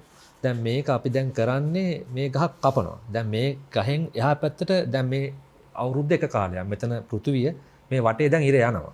යනකොට දැන් මේ ගහක් තියෙනවා. මේක තමයි වනාන්තරය. දැන් මේ මල් බොක්ස් එක. ඒතකොට මේක අපි දැන් මේකෙන් මේ එන ඉර එළිය අනිත් පැත්තට වැටෙන්නේ නැහැ. එතකොට මෙතනින් ඒ පැත්තට පසර ඉර එළිය වැටෙන්නේ වනාන්තර ටික රඳා පවතිනවා එතන. අපි කරන්නේ මොකද්ද මේ සහභාගී සමතුලිතතාවය කියන්නේ මේක. මේ ගහක් කපනවා. මේ කැලේ ආවරණය අයින් කරනවා. එතකොට මොකද වෙන්නේ? අර ඉර එළිය කෙලින්ම වැටෙනවා මේ ගහෙන් ආවරණය වෙච්ච ප්‍රදේශයට. එතකොට මොකද වෙන්නේ? අර පොළොව වේලෙනවා. වතුර ටික ඉර ගන්නවා. නමුත් ජල පෝෂක තියෙන්නේ අර ගහෙන් එහා පැත්තේ. ජල පෝෂක වලට එන වතුර නැහැ. ගඟ තියෙනවා වතුර නැහැ. එතකොට වෙන්නේ අපි රටේ තිබුණ අර මේ අවුරුද්දේ මේ දවස් 365ත් එක්ක ගොවිතැන වගා කිරීම මේ සියලුම දේවල් මෙන්න මේ අපි වට යන ඉරත් එක්ක තමයි සම්බන්ධ වුනේ. එක එක කාලවල වල බීජ රෝපණය වෙන කාලයක් තියෙනවා, බීජ අස්වනු නෙලා ගන්න කාලයක් තියෙනවා, ඍතු දිග මෝසම, ඉසන දිග මෝසම මෙන්න මේ හරහා සම්බන්ධ වෙච්ච ස්වාභාවික ක්‍රමවේදයක් එක්ක තමයි අපි කටයුතු කරේ. නමුත් මෙන්න මේ ස්වාභාවික ක්‍රමවේදයේ මූලික වෙච්ච මෙන්න වනාන්තර කැපීම මෙන්න මේ දේ පරිසරය විනාශ කිරීම හරහා දැන් අපිට වෙලා තියෙන ඉර අපි වටේ තාමත් යනවා, පෘථිවිය අපි තාමත් මෙතන ඉන්නවා. නමුත් මේ සමස්තයෙන් ඔබට කියන මේ උප සංස්කෘතියක අපේ රට අපි ඉන්න භූමි ප්‍රමාණය මෙන්න මේ පෙර පැවති අර සමතුලිතතාවය නැතිවීම නිසා අපිට නොඑක් අර ඍතු ભેදات එක්ක ආපු දේ අපිට දැන් අද මුහුණ පාන වෙලා තියෙනවා. මොකද වෙන අපි ඉස්සර කාලේ ගොවියෝ කියන්නේ කලට වෙලාවට වැඩ කරනවා කියන්නේ. දැන් කාලය ගත්තේ ඉරෙන්. එක මේ වසන්ත සිතුව එක කාලේ බක්මහට කලින් අපි ආශ්‍රයන ගෙදරට ගන්නවා. මේ වගේ ගොඩාක් සුන්දර සිද්ධි දාමයක් තිබුණේ මේ ඉරත් එක්ක. අපි ඉරෙන් කාලය අරගෙන තමයි ගොවියා කරේ මේ වගාව කරේ කොහොමද මේ තියෙන සහභාගී පරිසරයත් එක්ක ස්වභාව ධර්මයේ තියෙන කටයුතුත් එක්ක. ඊට පස්සේ හඳ කාලය කියන්නේ මොකද? හඳෙන් කාලය ගත්තා. ඒ කාලය අනුව තමයි අපි මොනවද වෙන්නේ මේ පොළොවේ වෙනස් වීම අපි හරියට අවබෝධ කරගත්තා. දැන් අද අපිට වෙලා තියෙන්නේ මෙන්න මේ ස්වාභාවික පරිසරය වෙනස් කරපු නිසා මෙන්න මේ අපේ තියෙන මේ දේවල් නැති වුණ නිසා අද අපිට මෙන්න මේ ඉරයි කාලයත් එක්ක ආපු දේ අද අපිට කියන්න බෑ මෙතුමිය කිව්වා වගේ හෙට වෙන්නේ මොකද්ද කියන දේ අපිට කියන්න බෑ මේ සමතුලිතතාවය වෙනස් කරපු නිසා. මේක තමයි වෙලා තියෙන්නේ. අනිත් දේ අපි දැන් අර ඔබතුමිය අහපු ප්‍රශ්න ගැන කතා කරොත් අපි දැන් මේ සිද්ධ වෙන ක්‍රියාදාමයත් එක්ක ඕසෝන් ස්තරය කියන්නේ මොකද්ද කියන කවුරුත් දන්නේ නැහැ. දැන් ඒක තමයි තියෙන. ඒක තියෙන්නේ කොහෙද කියන එක ගොඩක් අය දන්නෙත් නැහැ. එතකොට මේ ගැන අධ්‍යයනයක් දෙන්න මේ ගැන දැනුවත් කිරීමක් කරන්න කිසිම බලධාරියෙක් කටයුතු කරන්නේත් නැහැ. සහ මේ දැනුවත් වීමේ මූලාශ්‍ර තිබ්බත් මේ මූලාශ්‍රවල තියෙන අතිශය විද්‍යාත්මක හරබර සංකල්ප අපිට තේරෙන්නේ නැහැ. ඉතින් මේක ප්‍රායෝගිකව ඇත්තටම දැන් අර මේ දුලක්ෂ කිව්වාගේ කුඩයක් අල්ලන් ඉන්නවා වගේ කියන දේවල් මෙන්න මේ කුඩේ තියෙනවා. මේ කුඩේ නිසා මේ ඉර කියමු අපි දැන් ඇත්තට සරලව ගත්තොත් ඉරෙන් එනවා එක එක කිරණ එනවා. අපිට හිතකර කිරණ එනවා අහිතකර කිරණ එනවා. CFC අහිතකරයි. ක්ලෝරෝෆ්ලෝරෝකාබන්. ඒ වගේ. එතකොට මේ එන හිතකර අහිතකර කිරණ අපේ පෘථිවිය මතට පතිත වෙන්නේ නැතුව වළක්වූ දේ තමයි ඕසෝන් ස්තරය කියලා කියන්නේ. අපි මොකද කරේ? දැන් මේ දේ හරියට දන්නේ නැහැ. ඉතින් කරේ මොකක්ද දැන් අපි ඔය කියලා දුන්නා මෙන්න කුඩේ අරන් යනවා කුඩේ අරන් වහිනලාට අපි කුඩෙන් ගියොත් අපිව තෙමෙන්නේ මේ වගේ මෙන්න මේ ඕසෝන් ස්තරය කියන්නේ ඒ වගේ ස්තරයක් මේකට හානි කරොත් අපිට මෙන්න මේ වගේ බලපෑම් එන්න පුළුවන් කියන එක අපේ පිළිකා සෛලක ඇති වෙන්න නොඑක් මේ පෘථිවියේ දේශගුණ කාලගුණ විපර්යාස වලට ආබාධ දරුවන් බිහි වෙන්න මේ වගේ නොඑක් දේවල් වෙන්න පුළුවන් කියන දේ කවුරුත් දැනගෙන හිටියට දැනෙන භාෂාවෙන් කවුරුවත් මේක අරන් ගියේ නැහැ. පාසල් විෂය පද්ධතියටවත් ඒ ළමයින්ට දැනෙන භාෂාවෙන් දැනෙන විදිහට කියලා දෙන්න ගියේ නැහැ. ඕසෝන් කියලා කියනවා. ඕසෝන් හැදුනේ O3 කියලා එකක් කියලා කියනවා. CFC ගැනත් කියනවා. ඒකත් සම්පූර්ණයෙන්ම කියන්නේ නැහැ CFC කියන්නේ මොකක්ද කියන එක. ඉතින් අන්තිමේදී මේ ළමයි ඉතින් උඩ බලන් ඉන්නවා. ඉතින් ඒකට පොඩ්ඩක් 2018 වර්ෂයේ ඉඳලා 2023 වෙනකොට නව විෂය නිර්දේශයක් ඒක හඳුන්වා දෙන්න මගේ සැමිය සහ මම ඒක පරිසර අමාත්‍යාංශය සහ අධ්‍යාපන දෙපාර්තමේන්තුවත් සමග එකහුව වෙලා වැඩ කරන්නේ. එතකොට 2018 ඉඳන් තමයි ක්‍රියාමාර්ගය පටන් ගත්තේ. එතකොට පෙර මේ ප්‍රයිමරි එකේ ඉඳලා දරුවන්ට කාටුන් ආශ්‍රයෙන් ඉතාමත්ම මේ ඕසෝන් වියන සම්බන්ධව මේ ඕසෝන් කියලා මේ කාටුන් කැරක්ටර් එකක් දාලා තමයි පුංචි දරුවන්ට ඒක මේ උගන්වන්නේ. එතකොට පැහැදිලි කරන්නේ. එතකොට ඒ ආශ්‍රයෙන් ඔවුන්ගේ දැන් අලුත් පෙළ පොත්වල ඉන්න දරුවෝ සෑහෙන ඒ පිළිබඳව අපිටත් වඩා අල්ට්‍රාවයලට් කියන්නේ මොකක්ද කියලා මේ දැනුවත් වෙලා තමත්ම ඒ කියන්නේ ඒකට අවශ්‍ය ප්‍රතිකාර ගන්න. ඒ කියන්නේ පරිසර අමාත්‍යාංශයේ ඒකට සෑහෙන මේ ඕසෝන් වියන රැකීමේ පොඩි ක්‍රියාදාමයක යෙදිලා ඉන්නවා. 2018 ඉඳලා මම නෑ කියන්නේ සාධනීයයි. ඔව්. ඇත්තට මේව දෙයක් කරන මම දැනගන්න කාටුන් වලින් මොකද්ද? CD එකක් දරුවට මේ පාසලේ විද්‍යාත්මක මේක දෙන. මගේ දරුවෝ ඒවා දැකලා තියෙනවා.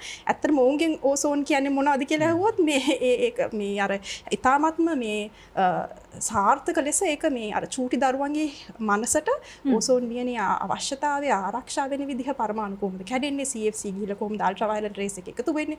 හරිම ඔවුන්ගේ දැනුම ඇත්තටම මේ අපිට වඩා ඊ타ත්ම හොඳින් වෙලා තියෙනවා. මේ සාර්ථක ක්‍රියාත්මක වෙනවා. ඒකයි මම කියන්නේ. හොඳයි. ඇත්තටම දැන් එහෙම දෙයක් නම් ඇත්තටම හොඳයි. මම දැන් සාධනීයයි. මොකද දැන් සමස්තයක් විදියට දැන් අපි අනිත් ඔය ගණිතය විද්‍යාව කියන විෂයන් කෙරෙහි තියෙන දෙමව්පිය වුණත් ගුරු වුණත් ඒ කෙරෙහිම දක්වන උනන්දුවම මේ සම්බන්ධයෙන් දක්වන්න ඕන.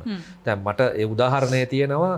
දැන් මගේ දරුවා ඇවිල්ලා ගෙදර ආවට මගෙන් අහන්නේ මේ ඔය ගණිතය විද්‍යාව ඒ වගේ දේවල්. ඉතින් අර එතකොට නෝ ඇත්තට මේ වගේ දෙයක් කරනවා නම් ඒ වගේ නව උපක්‍රම හරහා ළමයින්ට හිතට කාවැද්දීම තමත්ම හොඳ දෙයක් කියලා අපි ඒක අගය කරන්න ඕන. අනිත් එක තමයි දැන් ඔය CF සමහර ගොඩක් පරිසර ලෝකයේම පරිසර සමලු පටන් ගත්ත විදියට දැන් ඇත්තට CFC නිකුත් කරන්න නැහැ. ඒ CFC අපි මේ එයා කන්ඩිෂන් වලට අපි පාවිච්චි කරලා දැන් CFC තහනම් කරලා තියෙනවා. දැන් ගේන්නත් බෑ ලෝක නිෂ්පාදනය කරන්න. ඊට වඩා පරිසරයට හිතකාමී කියන්නේ මේ වතුවට කොහොම මේක බලපායිද දන්නේ නැහැ. මොකද CFC හොයාගත්ත වෙලාවෙත් දන්නේ නැහැ CFC එක ඕසෝන් එකට බලපානවා කියන එක. නමුත් දැන් නොඑක් තවත් ඒත් රසායනික ද්‍රව්‍යම තමයි ගේන්නේ. මෙහි තියෙන පසු වෙන සිද්ධ වෙන දේම අපි තාම තේරුම් ගන්න බෑ. ඒක තමයි මේ ස්වභාව පරිසරයේ තියෙන මේ අපූර්වත්වය කියන්නේ. අපිට වෙන්න කලින් කියන්න දැන් එහෙමනම් අර මෙතුමා කිව්වාගේ උමා ඔය ව්‍යාපෘතිය කරන දැන් ගොඩක් රටේ වෙන්නේ feasibility වැඩ කරනකොට අපි හරියට මේ feasibility report එක කරන්න නැති කියන ප්‍රශ්නේ තියෙනවා. ඒ සඳහා හරි තොරතුරු එන්නේ නැහනේ. දැන් මේක හරියටම අපි ඉස්සෙල්ලා තේරුම් ගත්තා නම් මේක කරොත් මෙහෙම වෙයි වතුර නැති වෙයි මේක කියලා ඔය ප්‍රශ්නේ වෙන්නේ නැහැ. එහෙනම් එතකොට ඒ අදාළ කට්ටිය තීරණය කරනවා මේක ක්‍රියාත්මක කරනවද නැද්ද කියලා. එහෙම ඉතින් ප්‍රායෝගික ගැටලු ඇති වෙන්නෙත් නැහැනේ. දැන් පසුගිය කාලේ විල්පත්තුව කැපීම මහා සංහාරයක් වුණා. ඕනෑ තරම් මාධ්‍ය වලින් සමාජ ජාලා වෙබ් අඩවි වලින් ඒ ගැන කතා කරා. හැබැයි කැපුවට කමක් නැහැ කියන තැනට අපේ ඔළුව ඇහැදුවනේ දැන් මේ කෝමාරිකා වගාවත් එක්ක. ඒ වගේ දේවලුත් කරනවා. ඔව් ඉතින් අර ඇත්තටම දැන් අර යටත් විදුලි පාලකින් ලංකාවට ඇවිල්ලා අපේ තිබුණු ස්වාභාවික කෘෂිකර්මය නැති කළා ඔය තේපොල් රබර් අපිට මෙන්න දීලා අර කැරට්ටලයක් දුන්නා වගේ දීලා දුන්නා වගේ දෙයක් තමයි කෝමාරිකා ගෙනල්ලා මේ වනගහණය නැති කළා කියන්නේ. අර වගේම තමයි. ඉතින් මේකේ තියෙන අපිට මේ ප්‍රශ්න මුණ පාන වෙන්නේ ඉස්සරහට. දැන් අපිට කෝමාරිකා වගා කරලා අර ඔබතුමිය කිව්වාගේ පර්ස් එකට සල්ලි එනවා. නමුත් අර කෝමාරිකාව ඉතින් අයින් කරාට පස්සේ ඉතින් අර උස්ම ගන්න ගියාම ඕක නැති වුණොත් ඉතින් අපිට කෝමාරිකා සල්ලි වලින් ඔක් කරන්න බෑ. ඉතින් මෙන්න මේ යථාර්ථය අපි තේරුම් ගන්න ඕනේ. එතකොට මේ ගොඩක් අර මේ රටේ ලෝකේ වෙන මේ කාර්මික නිෂ්පාදන රසායනික නිෂ්පාදන තමයි ගොඩක්ම පරිසරයට බලපාන්නේ. ඕසෝන් ස්තර එකක් ඒක. ඒක මම හිතන්නේ පරිසරයට කාර්මික නිෂ්පාදන බලපාන ආකාරය පටන් ගත්ත ආකාරයක් ඒ ආුනේ. ඉතින් මේ වගේ තව නොඑක් ආකාරය අපි නොදන්න තැන් රටවල් වල නොඑක් රසායනික නිෂ්පාදනය කරන මේවා අතුරුඵල තාමත්ම දැඩි විශාල වශයෙන්ම අපිට බලපානවා. විශේෂයෙන්ම මේ ළඟදී ආපු සුනාමි ජපානයට ආපු සුනාමි නිසා ජපානයේ තිබුණු මේ බලශක්තිය මේ නාස්තික බලාගාරයකට අවුණු බලපෑම නිසා ගොඩක් මිනිස්සු අයින් කරන්න උනා. ඒ බලපෑම අපි දන්නේ නැහැ තාම කොහොමද කියලා. අර ලෝක යුද්ධයේදී බෝම්බ වැටිලා තාමත් ආබාධ ළමයි ඉපදෙනවා වගේ මේ බලපෑම කොහොමද කියන අපිට කියන්න බෑ. අපින් හංගලා තියෙනවා ඒක. ජපානයේ හැංගුවා ඇත්තට. ඉතින් මේ වගේ ඔය දැන් චීනය යන දැන් ඔය කොරෝනා වෛරසය අපි දන්නේ මේ සමහර රටවල් කියනවා මේක රසායනික අවියක් රසායනික ජෛවාවියක් කියලා කියනවා. අපි දන්නේ මේ මොකද්ද කියන එක. මේවා ඔක්කොම වහගෙන කරන්නේ. ඉතින් මේවා මොනව කරත් අපිට අර තේරුම් ගන්න වෙන්නේ අපි මොන දේ කරත් මේ ස්වභාව ධර්මයත් එක්ක පරිසරයත් එක්ක අපිට කවදාවත් ජයග්‍රහණය කරන්න බෑ. එයාලා සුදුසු වෙලාවට සුදුසු විසඳුම දෙනවා. ඉතින් අපි මේ යථාර්ථය කවුරුවත් තේරුම් ගන්න නැතුව අර පෙර කිව් වර්ධිම මේ සංකීර්ණතාවයයි තාක්ෂණයයි දිනුවත් එක්ක අපි ගිහිල්ලා අපි කරන්නේ අපි අපිටම වල කපා ගන්න එක. හොඳයි. කාලාත්‍රේ කතා බහ තුලින් අද අපි කතා කරන්නේ පරිසරය ගැන. ඔබ රකින්න පරිසරය ඔබ රකී මතු දිනක. අපි විරාමයක් ලබා ගන්න ඕනේ. ප්‍රධාන පාලක මැදිරියට ගිහිල්ලා ආයමත් ඉක්මනට එනවා මේ මාතෘකාව තුන් කල් දකින්න.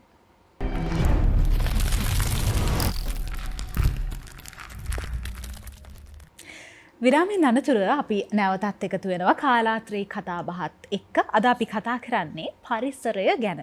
අපි මේ මෙච්චර වෙලා කතා කරා පරිසර දූෂණය වන විනාශය නිසා ඇතිවෙන ප්‍රායෝගික ගැටලු පිළිබඳව. මේ ප්‍රායෝගික ගැටලු ගැන අපි හැමදාම කතා කරනවා. හැබැයි අපි නිසි විසඳුමක් හොයාගෙන නැහැ තාමත්. නීති අනපනත් කෙටුම්පත් හැදෙනවා ඒව ක්‍රියාත්මක වෙනවද කියන එක ගැටලුවක්. නෙතු මහත්මිය මේ අපි දරුවන් ගැන කතා කරා ඔබතුමිය කියනවා දරුවන් මේ පිළිබඳව දැනුවත් කියලා.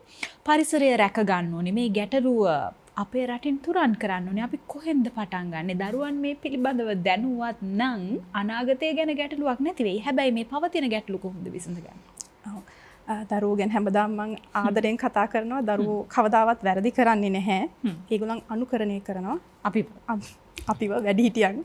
එතකොට අධ්‍යාපනය කියලා ඇත්තටම කියන්නේ උපතේ සිට මරණය දක්වා ඔය ලබා ගන්න අත්දැකීම්. එතකොට ඒගොල්ලන් අත්දැකීම් ලබා ගන්න නම් අපි වැඩිහිටියෝ දෙමව්පියෝ තමයි අනුකරණය කරන්නේ. එතකොට ඒගොල්ලන්ට කියලා දෙනවට වඩා මේක කරන්න එපා කියලා මම ඒක කරා නම් හරියට ඒක නිකම්ම අනුකරණය කරනවා. එතකොට දරුවන්ට අන දෙනවට වඩා නීති හදනවට වඩා ඔවුන් තුලින් මේ ආකල්ප එනවා නම් තමයි විය යුත්තේ සාධනීය වෙන්නේ. හැබැයි අපි නීති දාලා අපි වැඩිහිටියන්ට මේක කරන්න ගියයි කියලා කරන් අසාර්ථක වෙන ප්‍රමාණය තමයි මෙතුමාගේ කතා පුවත් වලින් අපිට තේරුනේ. එතකොට මම පණවිඩියත් ඒක ආදර්ශයක් නෙතන.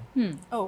ඒ වගේ වෙන විදිහ. ඔව්. එතකොට මේ ඇත්තම පොඩි දරුවන්ගේ මනස ඊටාත්ම මේ අපි කියනවා හරිම සංවේදී සහ විවිධයි. එතකොට පාසල් තුල මුල ඉඳලම පෙර පාසල් වල ඉඳලම අපි දෙන අපි අන දෙන්නනි පුරුදු වෙලා තියෙන ඉස්කෝලවල විය යුත්තේ ඒක නෙමෙයි. නමුත් කරන්නේ ඒක.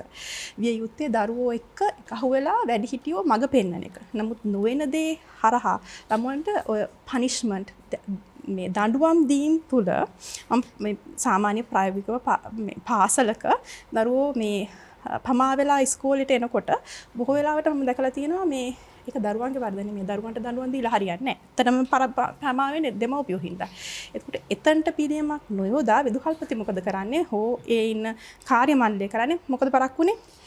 ටයර් එකක් ගියා. එතකොට ළමයා එතන බොරුවකුත් කියනවා. කියන ඔක්කොම කියලා ඊට පස්සේ මේ පළවෙනි පීරියඩ් එක උමත් පන්තියට යන්න දෙන්නේ නැහැ. ඒ කාලය ඇතුළත ඒගොල්ලෝ දඬුවමක් දෙනවා. දඬුවමක් කියලා ඇත්තටම කියන්නේ නොකළ යුතු දෙයක්. ඒතර මනසට යවන හරි මේ නොකළ යුතු දේ මොකද්ද? වල් පැල ගලවන්න කියනවා. වල් පැල කියන්නේ මොනවද? අපේ මොණ්ඩු කුඩුම්බිය ඖෂධ පැල ඇටි ඔක්කොම ටික. මේ ළමයි වල් පැලද හොඳ පැලද මොකද දන්නේ නැහැ. ඒවා ගලවනවා. එතකොට එතනින් පවිත්‍රතාවය දැන් අර පිරිසිදුකමට ඒ කියන්නේ සුද්ධ පවිත්‍රව ඉන්න ඕනක දඬුවමක්. ඒතර පුංචි කාලේ අපිට ඉස්කෝලෙන් කියන්නේ අපෝ එතකොට ඒ හින්දා තමයි අපි ලොකු වුණාන් පස්සේ ඒ පිරිසිදු කරන වැඩේ වෙන කාට හරි දෙන්න. අපි විභාග පාස් කරලා හොඳ තනතුරු වලට යන්න ඕනේ. අරක බොහොම මේ පහත් ක්‍රියාවක් හැටියට තමයි අපේ ඔළුවට පුංචි කාලෙම පාසල් වලින් දෙන්නේ. ඕක එහෙම විය යුතු දෙයක් නෙමෙයි. පවිත්‍රතාවය අපි හැමෝම කරන්න ඕනේ. පිරිසිදු වෙන එක අපි හැමෝම කරන එක පහත්වත් උස්වත් දෙයක් නෙමෙයි. හැමෝම ඒ සියල්ලක්ම අපේ වගකීම් සහ අපි ඒක මේ ඇඟට අරන් කරන්න ඕන දෙයක්. ඒකට ඔය ආකල්ප ඇතුල් වෙන්නේ පාසල් පද්ධතිය හරහා. වැරදි දේවල්. එතකොට ඒ දරුවෝ තමයි එළියට එන්නේ. මෙතෙක් එළියට ඇවිල්ලා ඉන්නේ. දැන් ක්‍රියාවේ යෙදෙන්නේ ඒ දරුවෝ. එතකොට ඒ දරුවන්ගේ මනසට ගිහිල්ලා තියෙන ආකල්ප ඔස්සේ තමයි මේ දේවල් වෙලා තියෙන්නේ.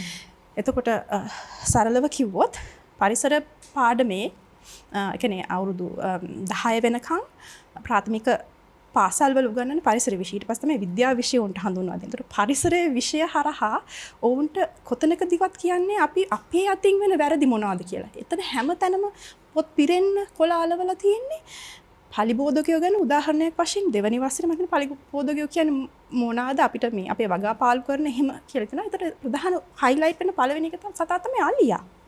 අලියාපලි බෝධකයෙක්ද. ඒතර ගුරුවරු මේ ළමයින්ට ඔළුවට දෙන දේ ඒකට මේ අලි මිනිස් ගැටමක් තියෙනවා අලි වැඩි වෙනවා අලි ගහන්නේ ළමයින්ගෙන් අහන්නේ. ওই දේවල් තමයි ඔළුන්ගේ ආකල්ප වලට ඔළුවට ගිහිල්ලා තියෙන්නේ. ඒතර එතනින් එහාට ගිහිල්ලා ඒ අර මුල් අවදියේ දරුවගේ මනසට වැචිච්ච දේවල් පසු කාලිනව වෙනස් කරන්න ගියාම හරිම අමාරුයි. එතකොට ඒ අපේ ඔය කියන මේ ආකල්ප සංවර්ධනය ඊට පස්සේ පහුකාලීනව වෙනස් කරන්න හරිම අමාරුයි. ඒතකොට ඒ අර මුල් දබාගත්ත දැනුම ඔස්සේ අපි ඉදිරියට ඇවිල්ලා ක්‍රියාත්මක වෙනවත් එක්කම තමයි මේ ගැටලු සියලුම දේවල් වෙන්නේ. ඉතින් නීති වලින් අපිව මේ ගැට ගහලා තියලා නීති ක්‍රියාත්මක කරන්න මේකට බය කරලා මෙච්චර දඩයක් දෙන්න මේ දඩය ක්‍රියාත්මක වෙන්නේ නැහැ. ඒක ක්‍රියාත්මක වෙන්නේ නැහැ. පොලිතින් ටික ගිනි තිබ්බට කමක් නැහැ. කුණු කලමනාකරන මම කුණු කියන වචනේ දෙතුන් සැරයක් හැබැයි මේ නෙතු මහත්මිය තවමත් අර දරුවන්ගේ මනසේ තියෙන්නේ පිරිසිදු පරිසරය කියන්නේ ඉස්සර වගේ බිත්තිවල කළු කුඹින් නොයන කැරපොත් එක්කවත් දකින්න නැති හැකරැල්ලේ ගැඩවිල දකින්න නැති නිරුවත් පොළවට දරුවන් පිරිසිදුකම කියලා ඉගෙන ගන්න එක. ඒ වගේම මේ අපේ සාහිත්‍ය උගන්වද්දී නෙළුම් කොලේ තිබ්බ වතුර බින්දුව ගැන කිව්වට අපේ දරුවෝ නෙළුම් කොලේ ඇති වතුර බින්දුව දැකලා නැහැ. මොකද්ද වෙන්නේ කියලා දන්නේ. ඒක තමයි. අනිත් එක අතු ගන්නකොට දැන් මේ කුණු කියන එක අනිත් එක කුණු කියන්නේ මොනවාද? දිරන දේවල් ද්‍රව්‍ය තියෙනවා. ඒතර දරුවෝ දකින්න දැන් අපි ගෙවල් වල දැන් මේ මෙච්චර මම මේ කොළඹ ආශ්‍රිතව මම ජීවත් වෙන. ඒතකොට මෙච්චර රස්නේ තියෙදි තවස්වරු වෙනකොට 7 වෙනකනුත් සෑහෙන උෂ්ණත්වයක් 35 පනින වෙලාවල් තියෙන උෂ්ණත්වයක් තියෙද්දිත් මිනිස්සු අවස්වරුවට මේ වත්තක් තියෙන පිරිස අතු ගාලා කොළ ටික මේ මුල්ලකට ගහලා ගිනි තියනවා. මම දන්නේ කොහොමද මේක කරන්න කියලා. දැන් මේ පරිසරය රස්නේ තවත් ගිනි ගොඩක් ගහනවා. අනිත් ඒ කොළ රොඩු කියන්නේ ඇත්තටම ගහකින් වැටෙන කාබනික මේ ද්‍රව්‍ය කොම්පෝස්ට් බවට පත් වෙන පොර සංඝටක ටික ඒ ටික අනිත් ටික දරාකින් ඕ ඇත්තටම මේ සරු පසක් තියෙනවා නම් ඕකසට හිකනල්ලු ගැඩවිල්ලු ඔක්කොම එක අහුවෙනවා. ඉතින් ගිනි තියනකොට උන් ඔක්කොම යට තියෙන්නේ. උන්ගේ නිවස් තමයි නැති කරන්නේ. දැන් අපි මේ ගැඩවිල්ලෝ ඉහළට අරන් යන පස් ගොඩවල් දකින්නේ නැහැනේ. මේ අවට නම් කොහෙත්ම දකින්නේ. ඒ කියන්නේ ගස් නැහැ, කොම්පෝස්ට් නැහැ. එහි මේ කාබනික මේ සරු බව නැහැ. ඊට අමතරව අපි විෂ රසායනික ද්‍රව්‍ය එකතු කරනවත් එක්ක පස්සේ තියෙන විස ප්‍රමාණය කොතෙකෙක්ද කියලා අපි සංගණනය වෙනවද කියන එක ප්‍රශ්නයක් තියෙනවා.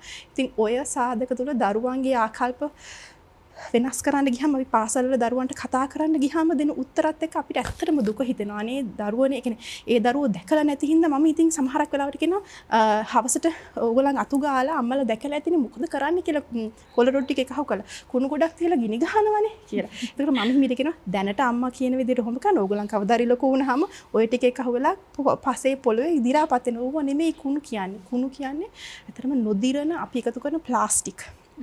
ඒවා වෙන් කරන්න කලමනාකරණය කරන්න අපේ දරුවන්ට උගන්වන්න ඕනේ. කුණු කියන්නේ මේ කොළ රොඩු නෙමෙයි. ඒ අස්සේ ඉන්න පොඩි සත්තු නෙමෙයි. ඒ ඔවුන්ගෙන් කාර්යයක් අපේ පසට වෙනවා පරිසරයට වෙනවයි කියන දේ අපේ දරුවන්ට කියලා දෙන්න ඕනේ. කියලා දෙන්න හරිම අමාරු තත්යක තමයි දැන් ඉන්නේ. ඒ කියන්නේ ඝන අපද්‍රව්‍ය කළමනාකරණය නේද? ඔව් ඝන අපද්‍රව්‍ය නෙමෙයි සියලුම අපද්‍රව්‍ය කළමනාකරණය. මේ මෑතකදී එක්තරා දරුවන්ගේ මනස ගැන කතා කරන විද්‍යාර්ථයෙක් කියනවා මම දැක්ක ප්‍රසිද්ධ පුවත්පතක දරුවන් කුරුළු කූඩුව විදිහට අඳුනන්නේ අද වෙද්දී වඩු කුරුළු කූඩුව පමණයිලු. ඒත් ඡායාරූප වලින් විතරයි. දරුවන් කුරුළු කූඩුවක් අත ගාන්නේ නැති තරමට දෑසින් නොදැක්ක තරමට අද දියුණු වෙලාලු. ඒ තාක්ෂණික දියුණුව ගැන අපි දන්නේ නැහැ. මේ බුද්ධි මහත්මයා අර අපි ඉස්සෙල්ලා මතක් කරා මීගහ ගැන. අපේ මීගහ කපන්න රජතුමා අවසර නොදුන්නට එය මරණ දඬුවම ලැබෙන තරමට වරදක් වුණාට පස්සේ ප්‍රතිසංස්කරණය යටතේ කෝල්බ්රුක් කැමරන් ඒ සඳහා අවසර දෙනවා. ඊට පස්සේ මීගහ යන්නේ පාලම් වල බෝක්කු වල දැව අවශ්‍යතාවයන් වෙනුවට. මීගහ නැතිවීමත් එක්ක ප්‍රායෝගිකව ඇතිවන ගැටලු වල විපාක අදත් විඳිනවා. හැබැයි දන්නේ නැහැ. විඳවනවා. අපි ඒ ගැන මතක් කරමු. ඔව් ඇත්තටම මේ මීගහ කියන්නේ මීගහ හරි සුන්දර කතාවක් තියෙන්නේ. මීගහ අපිට ඇත්තටම දැන් අපි දේවානම්පියස රජතුමා කාලේ තමයි ලංකාවේ බුදුදහම මිහිඳු මහරහතන් වහන්සේ ගෙනාවේ. එතකොට ජයශ්‍රී මහ බෝධිය ලංකාවට වැඩම මේ කාලේ. නමුත් දේවානම්පියස රජතුමා මේ ජයශ්‍රී මහ බෝධිය නෙවෙයි කැපුවොත් අහනංක මේ මරණ දඬුවම දුන්නේ මීගහට. ඒ දේවනම්පියස රජතුමා තමයි මේ මරණ දඬුවම පළමුවෙන්ම ලංකාවේ ඇති කරේ. ඉතින් මේ හැම රජවරුම අර ඒ කාලේ හිටිය රටට ආදරේ පාලකයෝනේ. ඉතින් අර හොඳ දෙයක් තියුණා නම් කවුරුවත් ඒක නැවැත්තුවේ නැහැ. ඒක දිගටම අරන් ගියා. බුදුරජාණන් වහන්සේ දේශනා කරන්නේ බෝධීන් වහන්සේ විතරක් නෙමෙයි සෙවන දුන් ගසේ අතු සිඳ දැමීම පාපයක් කියලා. සියලුම ශාක්‍යයන්. මොකද උපසම්පදා වෙච්ච හාමුදුරු කෙනෙකුට ගහක කොළයක්වත් කඩන්න එපා කියලා තමයි විනේ බුදුහාමුදුරුවෝ පනවලා තියෙන්නේ. ඒ වගේම මේ තනපත්‍රයක්වත් පාගන්න එපා කියලා. ඉතින් ඒ බුදුහාමුදුරුවෝ ඒ වගේ ආදර්ශයක් තම ශ්‍රාවකයන්ට දීලා ධර්මය අරහා අපිට දීලා තියෙනවා. ඒ වගේ ධර්මයෙන් පෝෂණු අපි තමයි ඒ වගේම මේ බුද්ධ මහත්මයා යමක් මේ වෙලාවේ එක්කාසු කරන්න ඕනේ. කිතුණු බැතිවතුන්ගේ ශාස්ත්‍රුන් වහන්සේ ජේසුස් ක්‍රිස්තුස් වහන්සේත් පරණ ගිවිසුමේ එක්තරා තැනක බොහොම ඍජුව පැහැදිලි කරනවා පරිසරය රැක ගැනීමට දෙවියන් වහන්සේගේ මැදිහත් වීම පිළිබඳව. ඇත්තරම ඒ වගේ ගොඩාක් කරුණු කාරණා අපිට ආගමික පසුබිමකුත් ඇවිල්ලා තියෙද්දි මේ ආපු ගහ 1833 මට මතක විදියට කෝල්බ්‍රුක් ප්‍රතිසංස්කරණ රහ ඉංග්‍රීසියෙන් ලංකාවෙන් කරනවා මේ මී ගහ ලංකාවෙන් කපන එක ඒ මරණ දරුම නැති කරලා කපන්න ඉවත් කරන්න ඕන කියලා තීරණයක් ගන්නවා. ඇත්තටම අර අපි අර යමක් කරාම පසු දේවල් අපිට තේරෙන්නේ නැහැ. මෙයාලා යටි අරමුණ තේරෙන්නේ පසු වෙන්න අපිට. ඉතින් මේ මීගහ කැපුවට පස්සේ ඇත්තටම අපිට උනේ මේ මීගහ ගැන ඉස්සෙල්ලා කිව්වොත් මේ මීගස් වර්ග 7ක් ලෝකේ තියෙනවා. මේකෙන් මට මතක විදිහට 4ක් ආවේනිකයි අපේ රටට. මේ මීගහේ මේ ආවේනික ගස් මේ මීගහේ හැදෙන ගෙඩි හැදෙනවා. මේ ගෙඩි කන්න එනවා මේ ජුනි මල් හැදිලා මේක මල් හැදිලා මේ කහ පාටට උහුරු කොළ පාට ගෙඩියක් හැදෙන්නේ. මේක ඇතුලේ තමයි ඇට තියෙන්නේ. මේක කන්න එනවා මේ වවුල්ලු බටු වවුල්ලු කියන හරි ආසයි මේ මදේ කන්න. ඉතින් ඇවිල්ලා මේ මදට මේ කාලා මේ ගොවියා මේ මීගා හිටෙව්වේ වෙල් ඉපනැල්ල. ඒ කියන්නේ වෙලට උඩින්. දැන් එතකොට හිටවුවම ගහක් හිටවලා තියෙනවා කුඹුර පහලින් තියෙනවා. එතකොට මේ මීගහ කන්න මී ඇට කන්න එන වවුල්ලා දාන මෙයාගේ මේ පහ කරන මල පහවලි ගිනි පෙට්ටි පියනක තියෙනවලු යූරියා කිලෝ 3ක විතර පෝර සංඝටක 2ක 3ක. ඉතින් අපිට ඔය සල්ලි වලට ගන්නද අපිට ස්වාභාවිකව හම්බුණා. ඇත්තටම මම මේක විශේෂයෙන්ම මතක් කරන්න ඕන සමාජය දාලා අපි බලනකොට අපේ මේ ඉන්දුරාගාරයේ ධම්මරතන හාමුදුරුවන්ගේ පොඩි වීඩියෝ ක්ලිප් එකක් බලලා තමයි මමත් ගොඩක් මේ පරිසරය ගැන මීට අවුරුදු 3-4 කලින් ඒ වගේ මට පොඩි ආభాෂයක් ලබා දුන්නේ. හරි අපි එතනින් එහාට කතා කරමුකෝ දැන් මීගහ අයින් කරා ඊට පස්සේ මීගහේ දැව ටික පාලම්බෝක්කු වලට විදේශිකයන් අරන් ගියා ඊට පස්සේ අපිට මීගහෙන් පොහොර ලැබෙන්නේ නැහනේ. අපි පොහොර ආනයනය කරා. ආනයනය කරලා අපිට මොනවද ලැබුණේ හොඳ ආස්වැන්නකුත් එක්ක. ඒක තමයි. දැන් අපි හොඳම තත්ත්වය තමයි එතනට එන්නේ. දැන් ඇත්තට එතන තිබුණු යටි අරමුණ තමයි යාළගේ තිබුණු රසායනික පොහොර ටික මේ අපේ තිබුණු ස්වාභාවික කෘෂිකර්ම මේ පද්ධතිය විනාශ කරලා මේ රසායනික පොහොර අපිට ගෙනලා දෙන්න. ඔයාලගේ වගා අස්සන්න වැඩි වෙනවා ඒ වගේ නොයෙක් මේකේ අර හොඳ දේ පෙන්නලා නරක දේ වසාගෙන පොඩි දේ පෙන්නලා අපිට ඒ දේ කරලා දුන්නා. ඒ අරහා උනේ ඇත්තටම දැන් අපේ පොළව සාමාන්‍යයෙන් වැටෙන ඛනිජ සම්පත් හරි තියෙන ගස් කොළන් හරි මේවා දි รา පත් වෙන්නේ බැක්ටීරියා ක්‍රියාකාරීත්වයක් කරා. එතකොට මේ ඛනිජ සම්පත් උනත් මේවා ජීර්ණය වෙන්න ඕන. ඒ බැක්ටීරියා ක්‍රියාකාරීත්වය තමයි සිද්ධ වෙන්නේ. මේ වගේ දේවල් අරහා උන දේ එතකොට මේ රසායනික පොර ආවමුනේ මේ පොළොවේ හිටපු මේ බැක්ටීරියා අපිට හිත කර ගොවියාට හිත කර බැක්ටීරියා ටික ඉස්සෙල්ලා විනාශ කරා. විනාශ කරාමුනේ මේ කිසිම දෙයක් අපිට ඒ ජීර්ණය වෙන ක්‍රමවේදය ස්වාභාවික පොර දෙන ක්‍රමවේදය පොළොවේ ස්වාභාවිකව වෙන සරුභාවය අපිට නැති වෙලා ගියා. අනිවාර්යයෙන්ම පොර ඕන වෙන තත්ත්වයක්ම අපිට මේකට ආවා. ඒ අරහා සිද්ධ වුණේ මොකද්ද? මේ පෝරත් එක්ක ආවේ අර දැන් අර මේ වවුල්ලු දාන වසුරු වලින් එන පෝරවල බැරලෝහ නැහැ. එතන තියෙන්නේ පෝර විතරයි තියෙන්නේ. රසායනික පෝර හරහා බැරලෝහ ආවා. මේ බැරලෝහ ආවිල්ලා අපිට මොකක්ද දැන් වෙලා තියෙන්නේ? වකුගඩු රෝග වලට මූලික අංගයක් වෙලා තියෙනවා මේ පෝරවල තිබිච්ච බැරලෝහ වතුර හරහා අපිට පානය කළ අපිට ලබා ගැනීම. ජාතික ප්‍රශ්නයක්. රජරට ගොවියන්ට දැන් එක මූලික ප්‍රශ්නයක් වෙලා මේ රසායනික පෝර හරහා ආපු බැරලෝහ වකුගඩු ප්‍රශ්නයක් වෙලා තියෙනවා. පසේ සරුභාවය නැහැ. පස සරු වෙන නම් පෝර ගහන්න ඕන. ඉතින් මේ විනාශුණු පස අර පෙර පැවති ස්වාභාවික පෝර නිෂ්පාදනය සරුපසක් කරන්න අපිට ලේසියෙන් දැන් කරන්න බෑ. හැබැයි බෑ කියලා අපි නවතින්නත් බෑ. අපි මේක පටන් ගන්න ඕන කොහෙන් හරි. ඒක නිසා තමයි කියන්නේ අපි මේ රටේ අපි ඒ කියන්නේ විසඳුම් තියෙනවා. විසඳුම් තියෙනවා. නමුත් අර අපේ දැන් අර තිබුණ හදිස්සිය යනවා අපිට විසඳුම් හොයන්න බෑ. මේ පරිසර තුලනේ සමතුලිතභාවයත් එක්ක අපි දීර්ඝ කාලිනව මේ සමතුලිතතාවය අපි බලපෑමක් නොකර ඒ යථා තත්ත්වයට පත් වෙන්න අපි විනාශ කරපු දේ අපි නැවතත් ඒ දේ ඇති කරන්න ඕන. ඔබතුමා කියන්නේ අර අපිට පරිසර දූෂණයට ගත උනේ මෙච්චරක වෙලාවක් වුණාට යලිත් හදාගන්න එච්චර ලේසියෙන් කරන්න බෑ ඒක.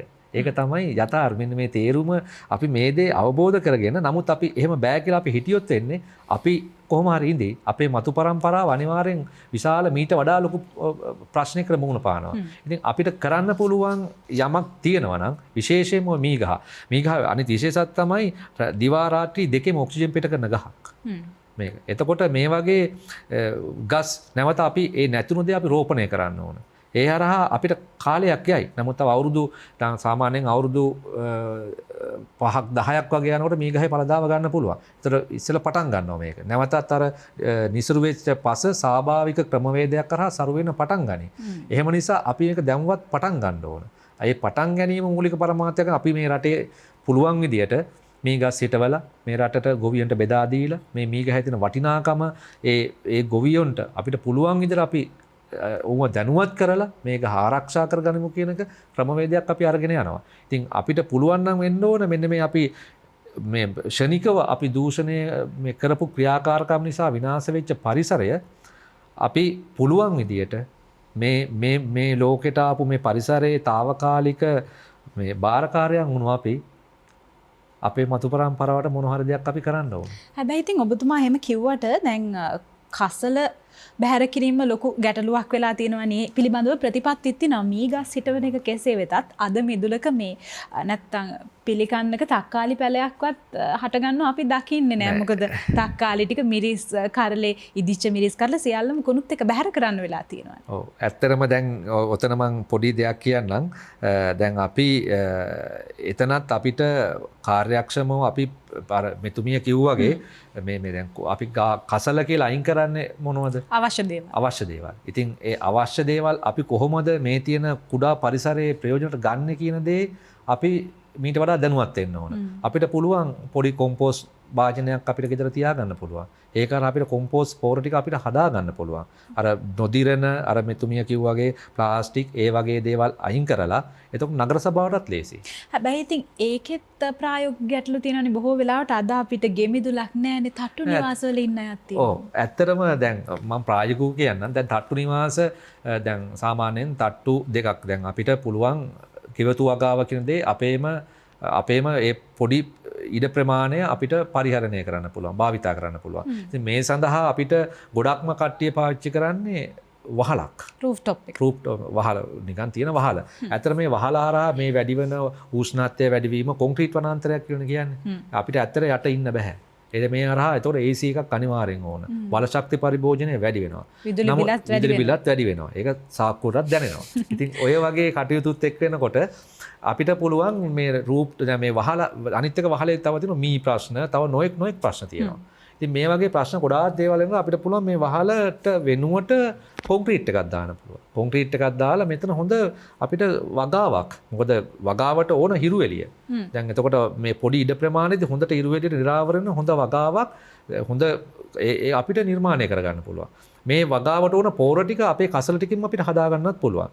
මෙතන සමහර විට හිතයි මෙතන මේ වහලකට යන වියදමයි කොන්ක්‍රීට් එකට යන වියදමයි. නමුත් තට්ටු දෙකේ ගෙදරක් ගත්තම සාමාන්‍යයෙන් ඇත්තටම එක හා සමාන වියදමක් කියන්නේ මේක. ලොකු වියදමක් කියන්නේ නැහැ. ඒක තමයි. දැන් මෙතන සමහර වෙලාවට මේ විලාසිතාවකට වහලේ සකස් කරොත් කොන්ක්‍රීට් එක ලාභදායී වෙන්නත් පුළුවන්. කොන්ක්‍රීට් එක ලාභදායී වෙන්නත් පුළුවන්. ඉතින් එතකොට මේ කොන්ක්‍රීට් එක අපිට දැන් ගොඩාක් දේවල් තියෙනවා. දැන් මෙතන මේ බල ශක්ති පරිභෝජනය මේ හරහා අඩු වෙනවා. ඇත්තටම ඇතුළට හොඳ මේ උණුසුම අඩු වෙච්ච මොකද හිරු එළිය වුණත් මේ ගස් මත පතිනවාම ඒක ඇතුළට එන්නේ නැහැ. එතකොට අපිට ගෙදරට ඕන ආහාර ටික අපිට එතන හදා ගන්න පුළුවන්. අපිට නැති මිදුල අපි උඩ තියෙනවා අපිට ගෙදර ආවට පස්සේ මනස උනත් දියුණු වෙන්න පොඩ්ඩක් ගියාම අපිට ඒක තේරෙන්නේ නැහැ මේක මේ රූප් টොප් එකක්ද කොහොමද කියන දේ. ඒතකොට පළතුරු ටික අපිට ඕන පලා ටික මේ වස විස නැතුව අපිට ඉතින් ලබා ගන්න පුළුවන්. කෘමි හානි අඩුයි මෙතන. එතකොට මෙතන තියෙන ලොකුම දේ තමයි මේ පස් ටිකක් උඩට ගන්න ඕන. මේ දේ මූලික පිරිවැයක් තියෙනවා මේක හදාගන්න. නමුත් ඒක හදාගත්තට පස්සේ අපිට තියෙන මානසික තෘප්තිය වගේම ආර්ථිකයනොත් අපිට ගොඩාක් මේක වාසිදායක තත්ත්වයක් තියෙනවා. ඉතින් අර තියෙන කසල ටික වුණත් අපිට පාවිච්චි කරන්න පුළුවන් කොම්පෝස්ට් බින්නයක් විදිහට එතන ගන්න පුළුවන්. ඉතින් මේ වගේ ගොඩාක්ම මේ දැන් අපි බෑ කියන එකනේ දැන් මේ තියෙන කුඩා පරිසරයක අපි ජීවත් වෙනකොට නාගරික ජනතාව අපිට පුළුවන්කමක් තියෙන්න ඕන ඒ දේ හරියාකාර අර තිරසාර සංවර්ධනය කියන ඒ මාතෘකාව යටතේ ගියොත් අපි කොහොමද කාර්යක්ෂමව මේ දේ පාවිච්චි කරන්න කියලා. ඉතින් ප්‍රායෝගිකව මම මේක අත්විඳිනවා. ඇත්තටම කරන්න පුළුවන්. ඒ කියන්නේ ඔබතුමාට එහෙම ගෙවත්තක් තියෙනවා. ඔව් තියෙනවා. මට ඇත්ත ඒක ලොකු වියදමක් ගියේ නෑ. කට්ටිය නමුත් ආවොත් හිතයි මේක ලොකු නමුත් එහෙම වියදමක් නැහැ එතන. එතන උනේ මම ඒ වෙලාවේ තීරණය කරා මේකට වහලක් යන්නේ නැහැ. මම මේකට ස්ලැබ් එකක් දානවා. ස්ලැබ් එක දාලා එතන ඒ අවශ්‍ය විදියට මම මේක නිර්මාණය කරනවා. ඉතින් සාමාන්‍යයෙන් පර්චේස් 10ක ඉඩමක් කියන්නේ අපේ නීති රෙගුලාසි අනුව පර්චේස් යම් කිසි ප්‍රමාණයක් තියෙන වගේ හදන්න පුළුවන් ප්‍රමාණය වර්ග අඩි 1500ක වගේ 1000ක 1500 වගේ ගාඩනයක් අපිට හොඳට හදාගන්න පුළුවන්. මේ තුල අපිට අවශ්‍ය දිනදා අවශ්‍ය රෝලු ටික, අපිට අවශ්‍ය පළතුරු ටික, ලස්සන ගාඩන් එකක්, මේ කසල වලට විසඳුමක්, මේ ගොඩාක් දේවල් වලට විසඳුමක් දෙනවා. ඉතින් බලශක්ති පරිභෝජන අඩු කිරීම හරහා අපි රටේ ආර්ථිකයට මේ පරිසරයට බලශක්තිය නිෂ්පාදනය කරන්න වෙන බලපෑමුත් අපි යම්කිසි දායකත්වයක් දීලා ඒකත් අපි අඩු කරලා තියෙනවා. ඉතින් මේ වගේ ගොඩාක් හොඳ දේවල් අපිට කරන්න පුළුවන්. පොඩ්ඩක් හිතන්න ඕන. අපි ඒ වගේම රටේ තියෙන ආයතන එතකොට දැන් අපි ඒ ආයතනවල ඉන්නත් ඕන මේ ගැන පොඩි දැනුමක් තියෙන කට්ටිය. දැන් විශේෂයෙන්ම ගත්තොත් ගොඩක් ලංකාවේ මට ප්‍රායෝගික අත්දැකීම් තියෙනවා ආයතනවල නැහැ පරිසරය ගැන දැනුමක් තියෙන කට්ටිය. දැන් ලංකාවේ දැනුත් යන්නේ ඔය මේ උපාධාරීන් රැකියාව ඕන කියලා. ඉතින් අදාළ තැන්වලට ඒ අය ගියොත් එයාලා දන්නවා මේ මොකද්ද කියන්නේ කියලා. නමුත් සමහර අය දන්නේ නැති නොදැනීම තමයි ඔය හරියට සම්පූර්ණ නැති feasibility වාර්තාව එන්නේ. ඔය වගේ දේවල් එන්නේ. දැන් හොඳම උදාහරණයක් තියෙනවා දැන් මේ කොළඹ ගත්තොත් මේ වේස් වෝටර් සහ සුව මේ දේ ගොඩක් මේ පොඩි ප්‍රමාණයක තියෙන. දැන් අපේ ගමේට අපිට අවශ්‍ය නැහැ. මොකද අපිට ලොකු ඉඩ තියෙනවා. ඒක ස්වාභාවික ක්‍රමවේදයක් කරාම පරිසරයට උරා ගන්නවා.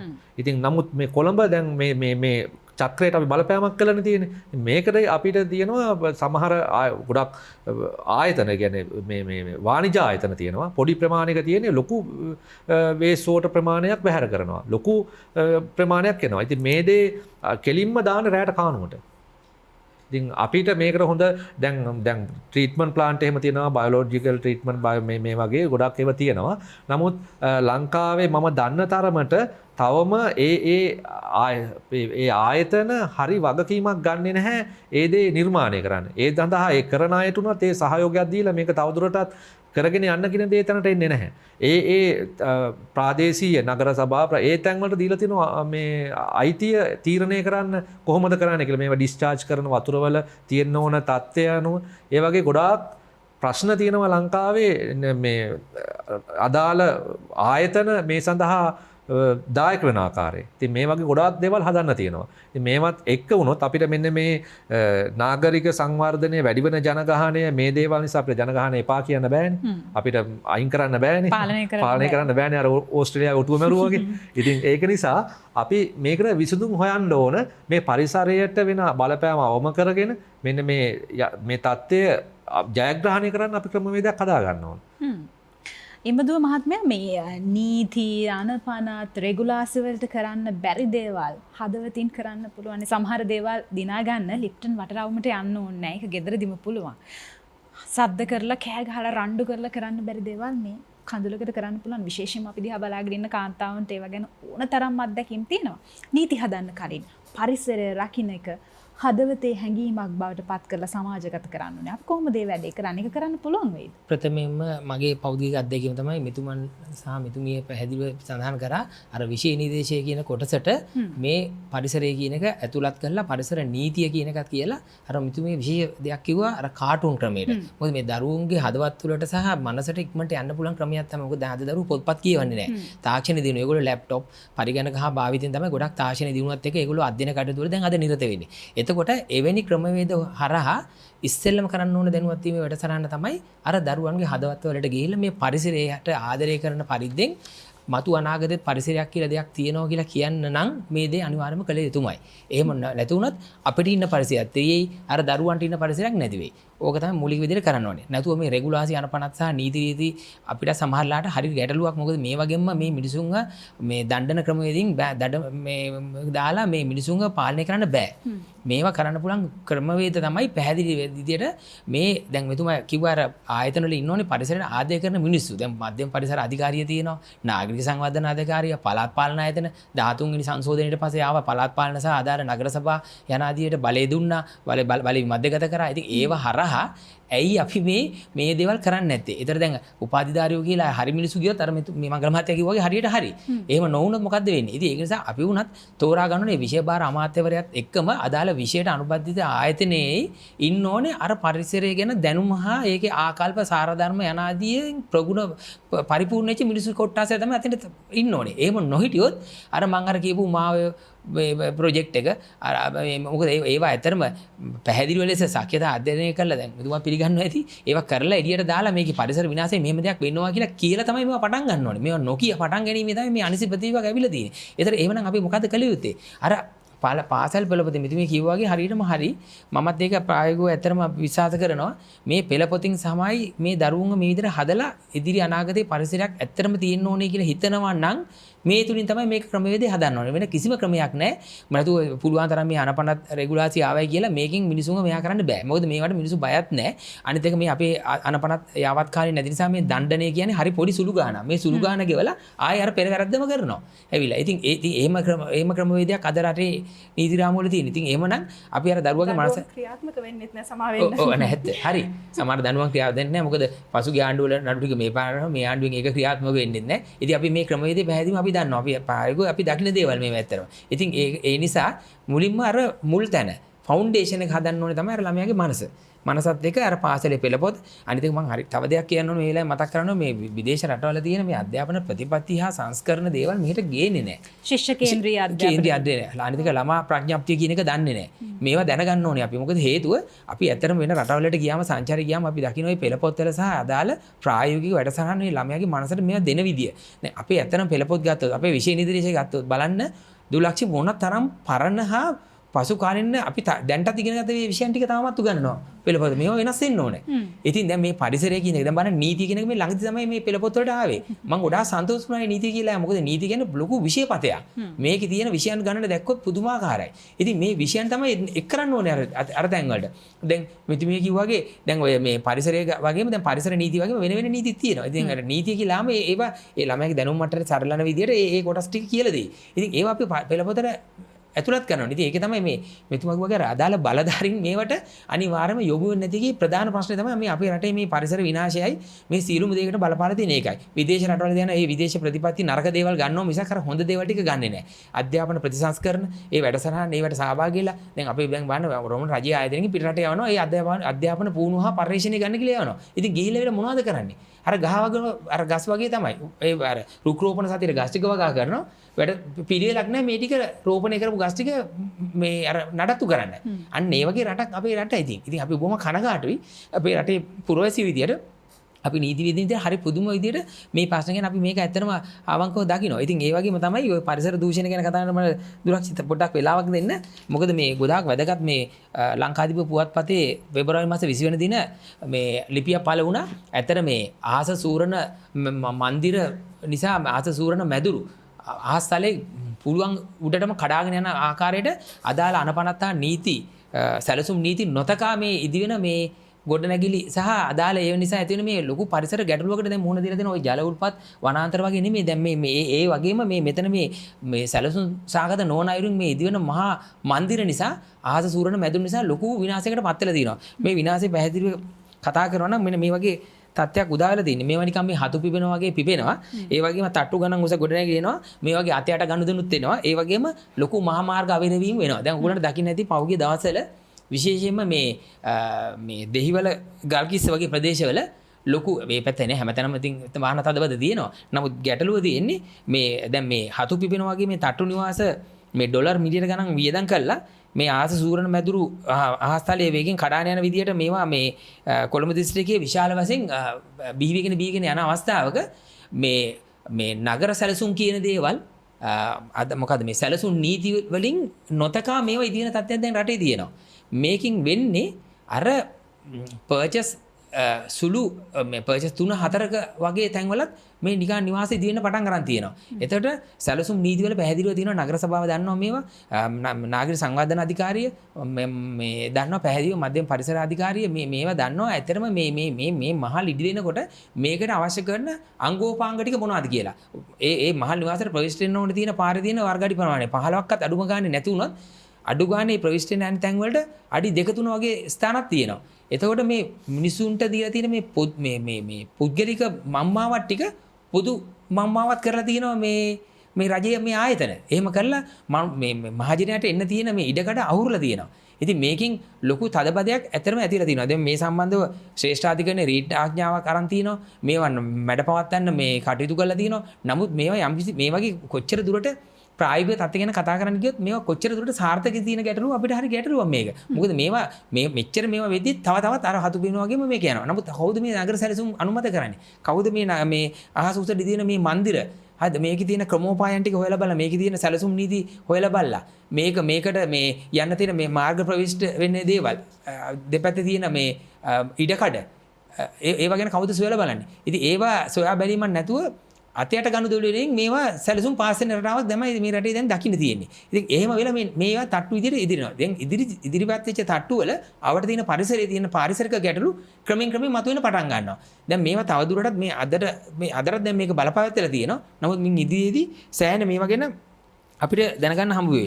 දැන් මේ නීති රීති උල්ලංඝන වීම ගැන මෙන්න මෙහෙම පැහැදිලිව මේ පුවත්පත ඇත්තම හරි වටින මේ ආටිකල් එකක් නිසා මම මේක හිතුවා මේක ඇතර මේ ජනගත කරන්න ඕනේ. මොකද ඇතර මිනිසුන් මේක දැනුවත් කරන්න ඕනේ කියලා. මේ සැලසුම් නියාමයන්ට අනුකූලව මේ ඇතිකල් මේ ඉදිවිලා තියෙන ව්‍යාපෘතීන් බොහොම සුළු සංඛ්‍යාවක් තියෙනවා. අනිත් ඒවා ඔක්කොම ඒ කියන්නේ නීතියානුකූල නොවන අන්දමින් ඉදිරිච්ච මහල් තට්ටු නිවාස තමයි අපිට දකින්න ලැබෙන්නේ. ඒතර එවැනි අදාළ නිර්දේශ මධ්‍යම පරිසර අධිකාරිය රතවාහන සැලසුම් කමිටුවෙන් ලබාගෙන නැති වගේ තත්ත්වයක් තියෙනවා මේවා ඉදි වෙනකොට. ඒතර ඉදිකිරීම සම්බන්ධව සංවර්ධන අධිකාරිය හා කෝට්ටේ මහනගර සභාව ගැන මේ ඒ අවට තියෙන ඒවා ගැන පසු කියන්නේ ඒගොල්ලෝ පසු දැන් මේවා ඉදි වුණාට පස්සේ අපිටම දැන් මේවා සැලසුම් සහගත විදියට මේවා අදාළ මේ නගර සැලසුම් වලට හා අදාළ ක්‍රමෝපායන් හා ඒ නිර්දේශ වලට අනුකූල නොවන විදිහට මේවා ඉදි වුණාට පස්සේ අදාළ නගර සභාව වලට තියෙනවා මේ වගේ රාජකාරී කටයුත්තක් ඒවා සොයා බලන්න පසුබිම විපර්මත් කරන්න මේවා අදාළ නගර සැලසුම් වලට හා අදාළ මේ අනපනත් නීති රෙගුලාසි වලට අනුකූලවද මේක උනේ කියන එක. හොඳයි. අපි මේ මාතෘකාව ගැන තවත් බොහෝමයක් දේවල් කතා කරන්න ඕනේ. හැබැයි ඊට කලින් අපි ප්‍රධාන පාලක මැදිරියට ගිහිල්ලා යාලිත් ඉක්මනට එනවා විරාමයක් සඳහා.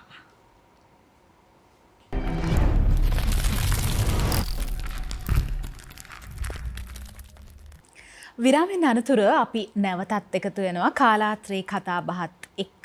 අද අපි කතා කරන්නේ පරිසරය ගැන. අපේ මාතෘකාව ඔබ රකින්න පරිසරය ඔබ රකී මතු දිනක.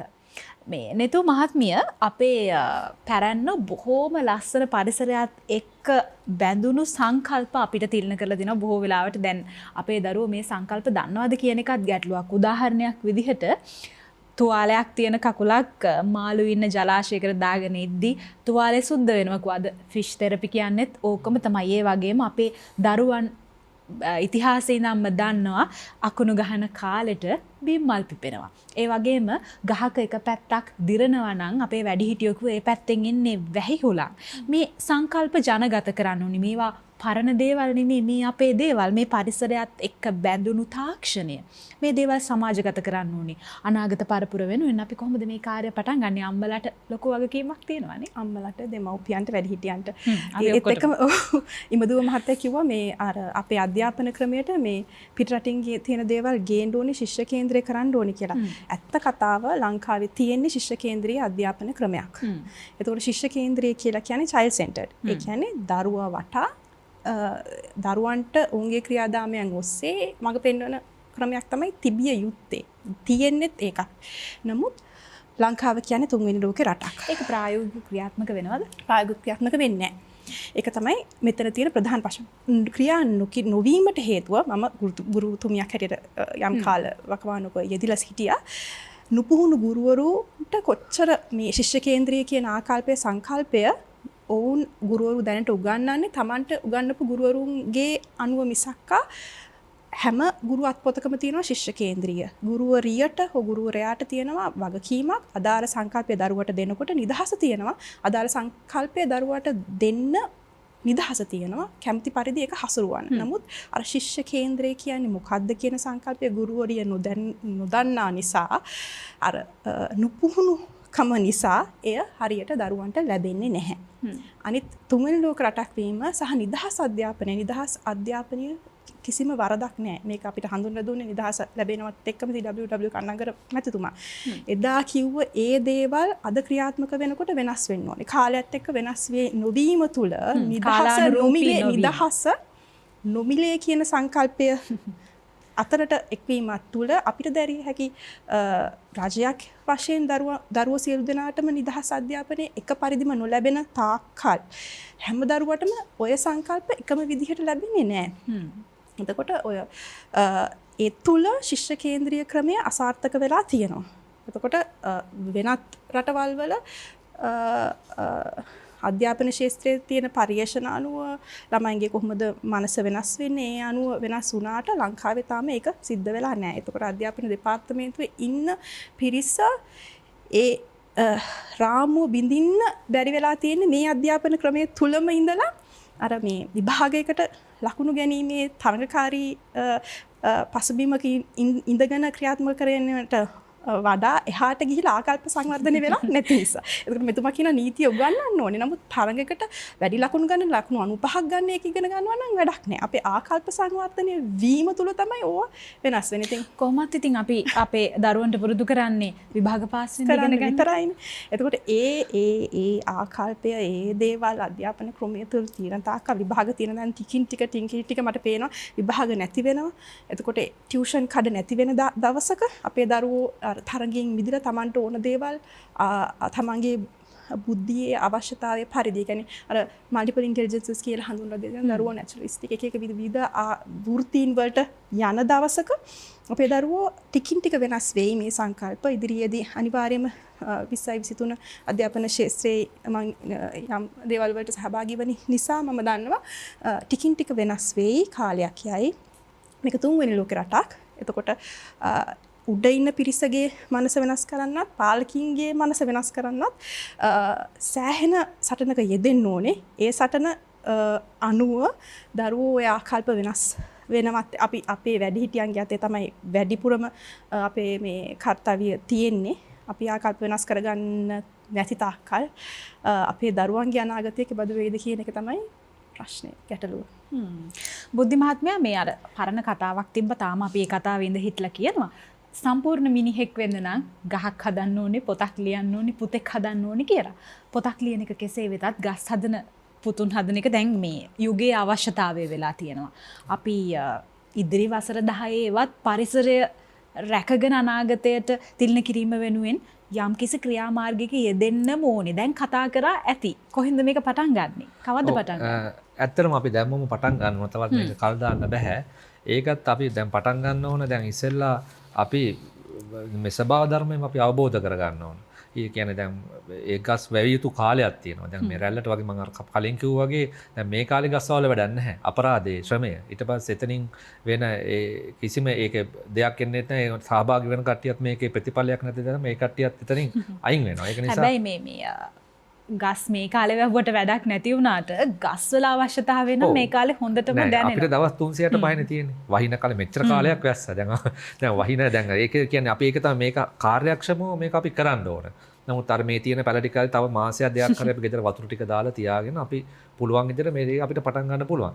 ඇත්තටම අපිට පුළුවන් දැන් ගොඩක් දැන් වගා සංග්‍රාම නොඑක් දේවල් අපිට දැන් මේ දවස්වල අසන ලැබෙනවා. මේ එක්කම දැන් ලංකාවේ ගොඩක් ආයතන තියෙනවා. පරිසර අධිකාරිය තියෙනවා. පරිසර ගමේ අපේ ඉන්න පරිසර ගොවි නියාමකවරු ඉන්නවා. පරිසර ගොවිවරුන්ගේ සංගම් ගොවි සභාපතිවරු ඉන්නවා. සමිති තියෙනවා. යවුන සමිති දෙපාර්තමේන්තුවරු තියෙනවා. ඉතින් මේ වගේ ගොඩාක් දේවල් මෙයාලට ඉස්සෙල්ලා අපි ආකල්පමීය වෙනසක් ඇති කරන්න ඕන මේ දේ කළ යුතුයි කියන දේ. මොකද මෙයාලගේ වගකීම එහාට ගිය දෙයක් අපි සමාජගත කරන්න ඕන. ඉතින් මේ සමාජගත කිරීමක් කරාම තමයි මේ ගහට කොළට ආදරය කරන මිනිස්සු ටිකක් මේ රටේ බිහි වෙන්න ඕන. අර භූතානයේ රටේ වගේ ඒ රටේ පාලකයාගේ ඉඳගෙනම ඒ යටට ආපු ඒ ජනතාවටම තියෙනවා මේ ගහ කොළේ තියෙන වටිනකම. මේ ගහ කොළේ තියෙන සුන්දරත්වය කටට දකින්න පුළුවන්. ඉතින් මේ ගහ කොළ පාටට ආදරය කරන මේ ගහ කොළට වන සිව්පාවට සතාට මේ පරිසරයත් එක්ක බැඳුණු ජීවිතයක් එක්ක යන ඒ සුන්දරත්වය අපි ජනමාධ්‍ය වේවා අධ්‍යාපනය වේවා ටෙලිඩ්‍රාමා වේවා ඔය වගේ නොයෙක් ආකාර වලින් අපිට කරන්න පුළුවන් හැම ආකාරයෙන්ම අපි මේක සමාජගත කරන්න ඕන. තවත් දුරටත් පරක් නොවි අපි මේ විදියට අපිට පුළුවන් විදියට දැන් අපි රටේ ඉන්න දැනට කෝටි 2යි ගාන ජනතාවක් ඉන්නවා. ඉතින් අපි මේකෙන් අපි ගත්තොත් එක දවසක් අපි හිතාගත්තොත් ජාතික ප්‍රතිපත්තියක් විදිහට ආවොත් අපි දවසකට එක පැලයක් හිටවමු කියලා.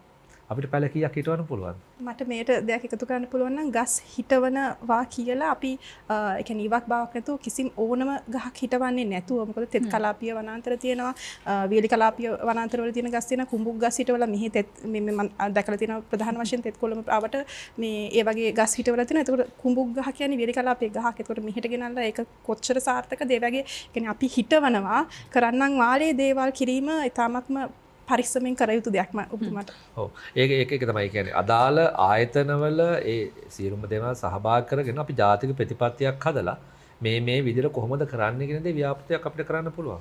ඒ වගේ දෙයක් ඒ විදිහට රාජ්‍ය අනුග්‍රහය දීලා ඒ විදිහට පටන් ගත්තොත් මේ රටේ ජනතාව පරිසරත් එක්ක තරහ නැහැ. මේ රටේ මිනිස්සු අනිවාර්යයෙන් මේකට සහභාගී වෙනවා. මේ කට්ටියක දායකත්වය දෙනවා.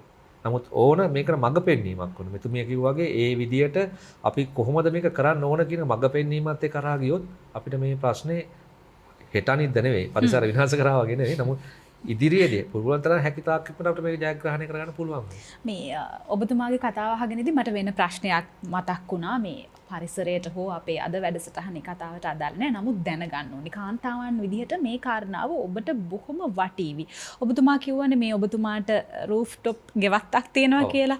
දැන් මේ ගෙවත්ත හින්දා ඔබතුමාට ලැබෙන වාසි මොනවද? මාසෙකට සාමාන්‍යයෙන් ඔබතුමාගේ බර පැන කොයිතරම් අඩු වෙලා දිනවද ගෙවත්ත නිසා? ඇත්තටම ඒක හරි එකක් තියෙන මානසිකව ලොකු තෘප්තියක් මට තියෙනවා. ඒ සෝය මිල කරන්න බෑ. ඒක මිල කරන්න බෑ. ඇත්තට මේ මමම හදපු මමම නිර්මාණය කරපු මගේ බිරිඳත් එක්ක මගේ දරුවත් මේකට සහභාගී වෙනවා.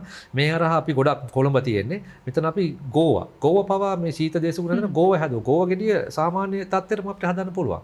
කිසිම කාබනික පොර විතර අපි පාවිච්චි කරේ. එතකොට ගෙදරට අවශ්‍ය අම්මිරිස් මේකනේ ගොඩක්ම පාවිච්චි කරන්නේ. අම්මිරිස් සාමාන්‍යයෙන් අපි මේක පටන් ගත්ත කාලේ උනේ අපි අර එක වගාවක් එනකොට අලුත් ඊළඟට වගාව පටන් ගන්න ඕන දේ අපි නිසා අපිට ඒක දිගටම කරන්න. නමුත් දැන් ඉදිරියට ඒක වෙන්නේ නැහැ. නමුත් අම්මිරිස් අපිට කඩෙන් ගේන්න අවශ්‍ය වෙන්නේ නැහැ. මාළු මිරිස්, වම්බොටු ගස් දෙකක් හදාගත්ත නම් 3ක් හදාගත්ත නම් ඇත්තටම හොඳටම ඇති. අද මේ කරපු නිසා කියන්නේ ඒක වැඩි. දඹල ටිකක් අපිට හදා ගන්න පුළුවන්. මෑ කරාල් ටික අපිට හදා ගන්න පුළුවන්. මේ වගේ ගොඩාක් දේවල් හදන්න පුළුවන්. ඊට පස්සේ මල් ටික හදාගෙන ඒ ලස්සනට ඒ වගේ දේවල් ගොඩාක් දේවල් ඊවිත දාන බිත්තර කරු ටික බව අපිට ගන්න පුළුවන් අර වගාවට. ගොටුකොළ ටික හදා ගන්න පුළුවන්. මුගුරු වෙන ටික හදා ගන්න පුළුවන්. මේ සියලුම දේවල් අපි කඩෙන් ගෙනාවේ නැහැ. මම ප්‍රායෝගිකව මම විඳපු දේ මම කියන්නේ. ඒකෙන් මෙතනින් අර වෙන ඒ වගේ ආර්ථික අපිට වෙන වාසියත් එක්කම ඒ දැඩි ගොඩක් ඒක බලපානවා. ඒ ගොඩක් වාසිදායකයි තත්ත්වය.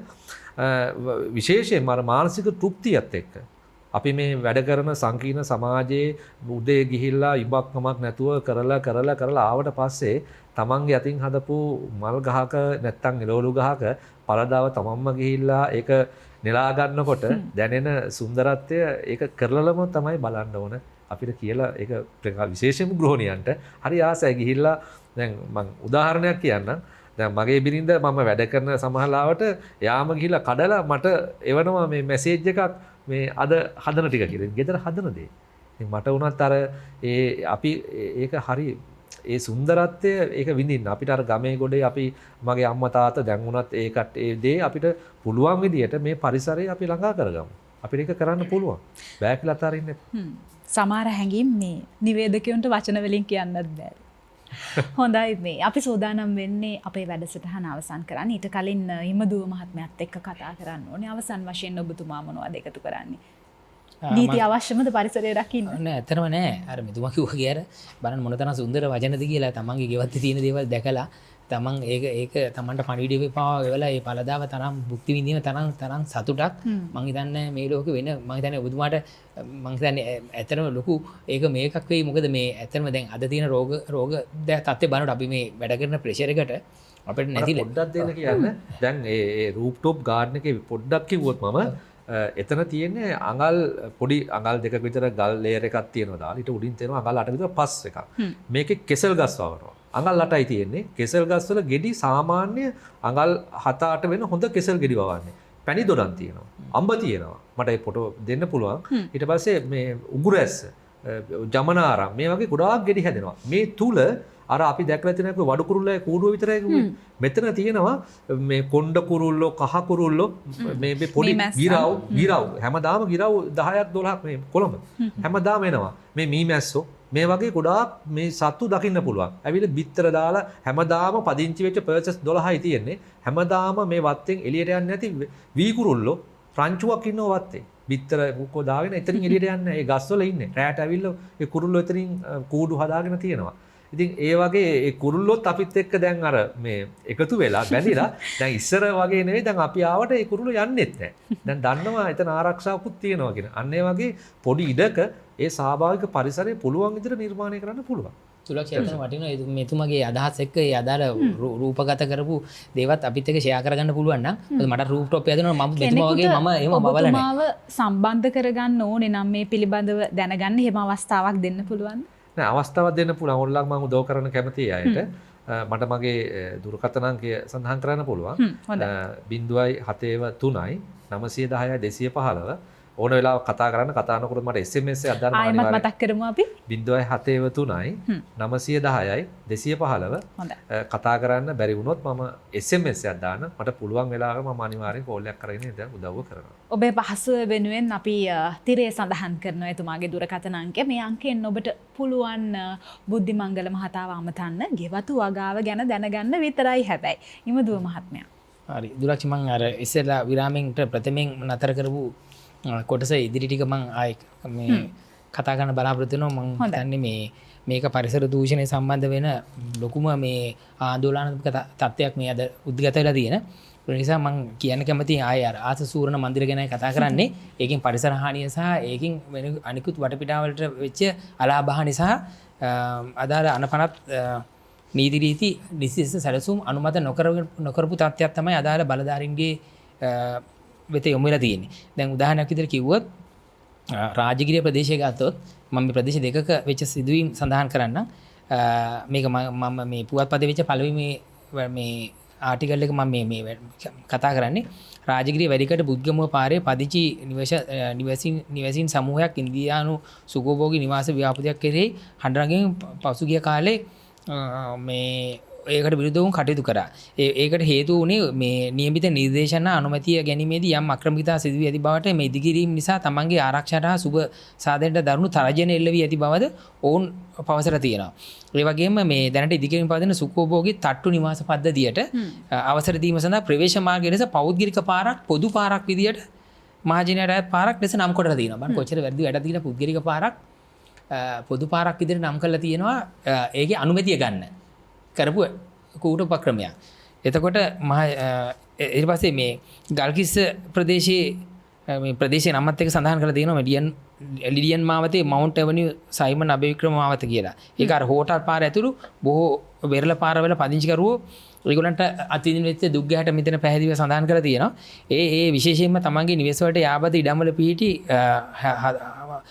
හිටිය ඇටියම මතුවන දැන් මේ ඉදිකිරීම වෙන්නේ මේ ඉමීඩියට් ඉෆෙක්ට් මේ දැන් බලනකොට මේ දැන් ඉදි වෙලා ඉවරයි. ඒ වගේ.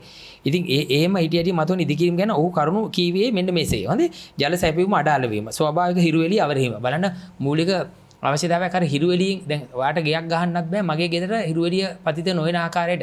ඒ වගේ සැලසුම් තියෙනවා. ඉතින් ඒ සැලසුම් ගැටලු. ඒවා අනුමත කරන්නේ නැහැ නගර සභාවෙන්. ඉතින් එවැනි තත්ත්වයක් උඩ තට්ටු නිවාස වලට මේ අනුමත කරේ කොහොමද? අන්න ගැටලුව. දැන් මෙතන තියෙනවා ජල සැපයීම අඩාල වීම, ස්වාභාවික හිරුවෙලිය අවහිරවීම, වාතාශ්‍රය නොලැබීම, ශබ්ද දූෂණය, කසර එකතු කිරීමේ ප්‍රශ්න මේ ඊට පස්සේ තියෙනවා මේ ඩෙන්ගු වදුරින් බේරීම, රත වාහන තදබදේ යන ගැටලු ඕන් ඉදිරිපත් කළ ගැටලු අතර වේ කියලා. ඒ කියන්නේ මේ ගල්කිස්ස ප්‍රදේශයේ අසල්වැසියෝ වෙච්ච මේ ගැටලුව. ඊට අමතරව තියෙනවා මධ්‍යම පරිසර අධිකාරිය තමන්ගේ කාර්ය හරියට ඉෂ්ට සිද්ධ කරේ නැති නිසායි මේ තත්ත්වය උදා වුණේ කියලා. ඒතර මේ ප්‍රශ්නේ මේ විශේෂයෙන්ම ප්‍රධාන හේතුවක් වෙලා තියෙන ගොඩනැගිලි සැලසුම් හා නියාමනයන්ට අනුකූල නොවීමත් කොන්දේසි රාශියක් ඇතුළත් ඉඩමේ අවට පරිසරයේ උපරිම තට්ටු ගණන හා ප්‍රවේශ මාර්ගයේ අවම පළල. හරි ඉඩමේ අවම පළල සහ ඉඩමේ වැසෙන ප්‍රමාණය සහ ඒවා අතර විශේෂිතයි. මේ මූලික නිර්දේශ සැලසුම් සහ ඉදිකිරීම අනුමැතිය ආදී දෙනු ලබන නාගරික සංවර්ධන අධිකාරිය විසින් ඉහතකී විශේෂතාවලට අඩු මට්ටමේ හා ඒවා අනුමත කරනුයේ අදාළ නගර සභාවයි. දැන් විශේෂ දේවල් මහා පරිමාණයව මේ මොනවාද මධ්‍යම පරිසර නාගරික සංවර්ධන අධිකාරිය සුළු ඒවා අර 19 සංශෝධනයෙන් අර අනුමත කරන්න ඕනේ නගර සභාව මේ මහනගර සභාවට ඉතින් ඒගොල්ලෝ තමයි ඒව අනුමත කරන්නේ. හොඳයි එමදුව මහත්මයා මම මේ හරියටම බැලුවේ වෙලාව කීයද කියලා. අපිට බොහෝමයක් දේවල් කතා කරන්න තියෙනවා. හැබැයි මේ කාලය අතික්‍රමණය කරන්න බෑ. ඒ නිසා අපි සූදානම් වෙන්නේ අද දවසේ කාලාත්‍රී කතා බහ වැඩසටහනෙන් ඔබේ නිවසෙන් සමුගෙන යන්න. හැබැයි ඊට කලින් අද මාතෘකාව තුන්කල් දකින්නට එක්කාසුණු මේ විද්වත් මණ්ඩලය ඔබට මතක් කරන්න ඕනේ. අද අපිත් එක්ක එකතු වුණා නීතිවේදී HIP ඉමදුව මහත්මයා. ඒත් එක්කම අපිත් එක්ක එකතු වුණා පර්යේෂිකා නෙතු වික්‍රමසිංහ මහත්මිය. ඊට වඩා මම කැමති ඔබතුමිය ආදර්ශමත් අම්මා කෙනෙක් කියලා හඳුන්වන්න. ඒත් එක්කම අපිත් එක්ක එකතු වුණා ඉංජිනේරු පරිසරවේදී බුද්ධිමංගල මහත්මයා. ඔන්න එතුමා දුරකථන අංකයක් ලබා දුන්න නිසා ගෙවතු වගාව ගැන දැනගන්න, ඒ තාක්ෂණික ප්‍රයෝග ගැන දැනගන්න ඔබට පුළුවන් එතුමාත් එක්ක සම්බන්ධ වෙන්න. අද අපි කතා කරේ පරිසරය ගැන. කතාව බොහොම පැහැදිලිනේ. පරිසරයට අපි නැත්තම් වඩා හොඳයි. පරිසරය රැකේවි. හැබැයි අපිට පරිසරයෙන් තොර ජීවයක් නැහැ. ඒ නිසා අර පරාක්‍රම බහු රජතුමා කිව්ව අහසින් වැටෙන එක දිය බිඳුවක්වත් පරිභෝජනයට නොගෙන මහා මුහුදට නොයමී කියන කතාව මතක් කරගෙන පැලයක් ඉඳන්න. එතකොට ඔබට පුළුවන් වේවි අල්ලක් වපුරලා මල්ලක් ගෙට ගන්න. ඒ සහනය ඔබට වඩා ඔබේ පසුම්බියට දැනෙවි. මේ දවස්වල තියෙන ආර්ථිකයට රුපියලේ අගය ඉහළ පහළ යාමට නැත්තම් පොල් ගෙඩියක් රුපියල් 80ක් 90ක් වෙද්දි වෙළඳපළට බනින්නේ නැතුව අල්ලක් වපුරලා මල්ලක් ගෙට ගන්න එක ප්‍රායෝගිකයි. අද දවසේ වැඩසටහන තුලින් ඔබේ නිවහනෙන් සමුගෙන යනවා. සමුගෙන යන මොහොතේ මේ පොඩි කවියක් වචන කීපයක් ඔබට මතක් කරන්නට හිතුණා. දෙව්ලොවද මව්බිමට දෙවැනි කොට සිතන්නෙමු. දෙව්ලොවේ නැති අසිරි මව්බිමේ දකින්නෙමු. පරිසරය රකින්නෙමු, වවන්නෙමු, වඩන්නෙමු. මේ පිළිනයෙන් සදා මව්බිමට බැඳෙන්නෙමු. මේ පරිසර නියමු බටයින්ගේ තේමා ගීතය. දෙව්ලෝකේ අපි දැකලා නැහැ, දිව්‍ය ලෝකේ අපි දැකලා නැහැ. හැබැයි දිව්‍ය ලෝකයේ අසිරිය ඔබේ ගෙවත් තේමවන බාරදූර කාර්ය තියෙන්නේ ඔබේ අතේ. ආරම්භ කරන්නේ කාර්ය. ප්‍රාර්ථනා කරනවා ඔබට හිතකර හෙටක්. අයබෝවන්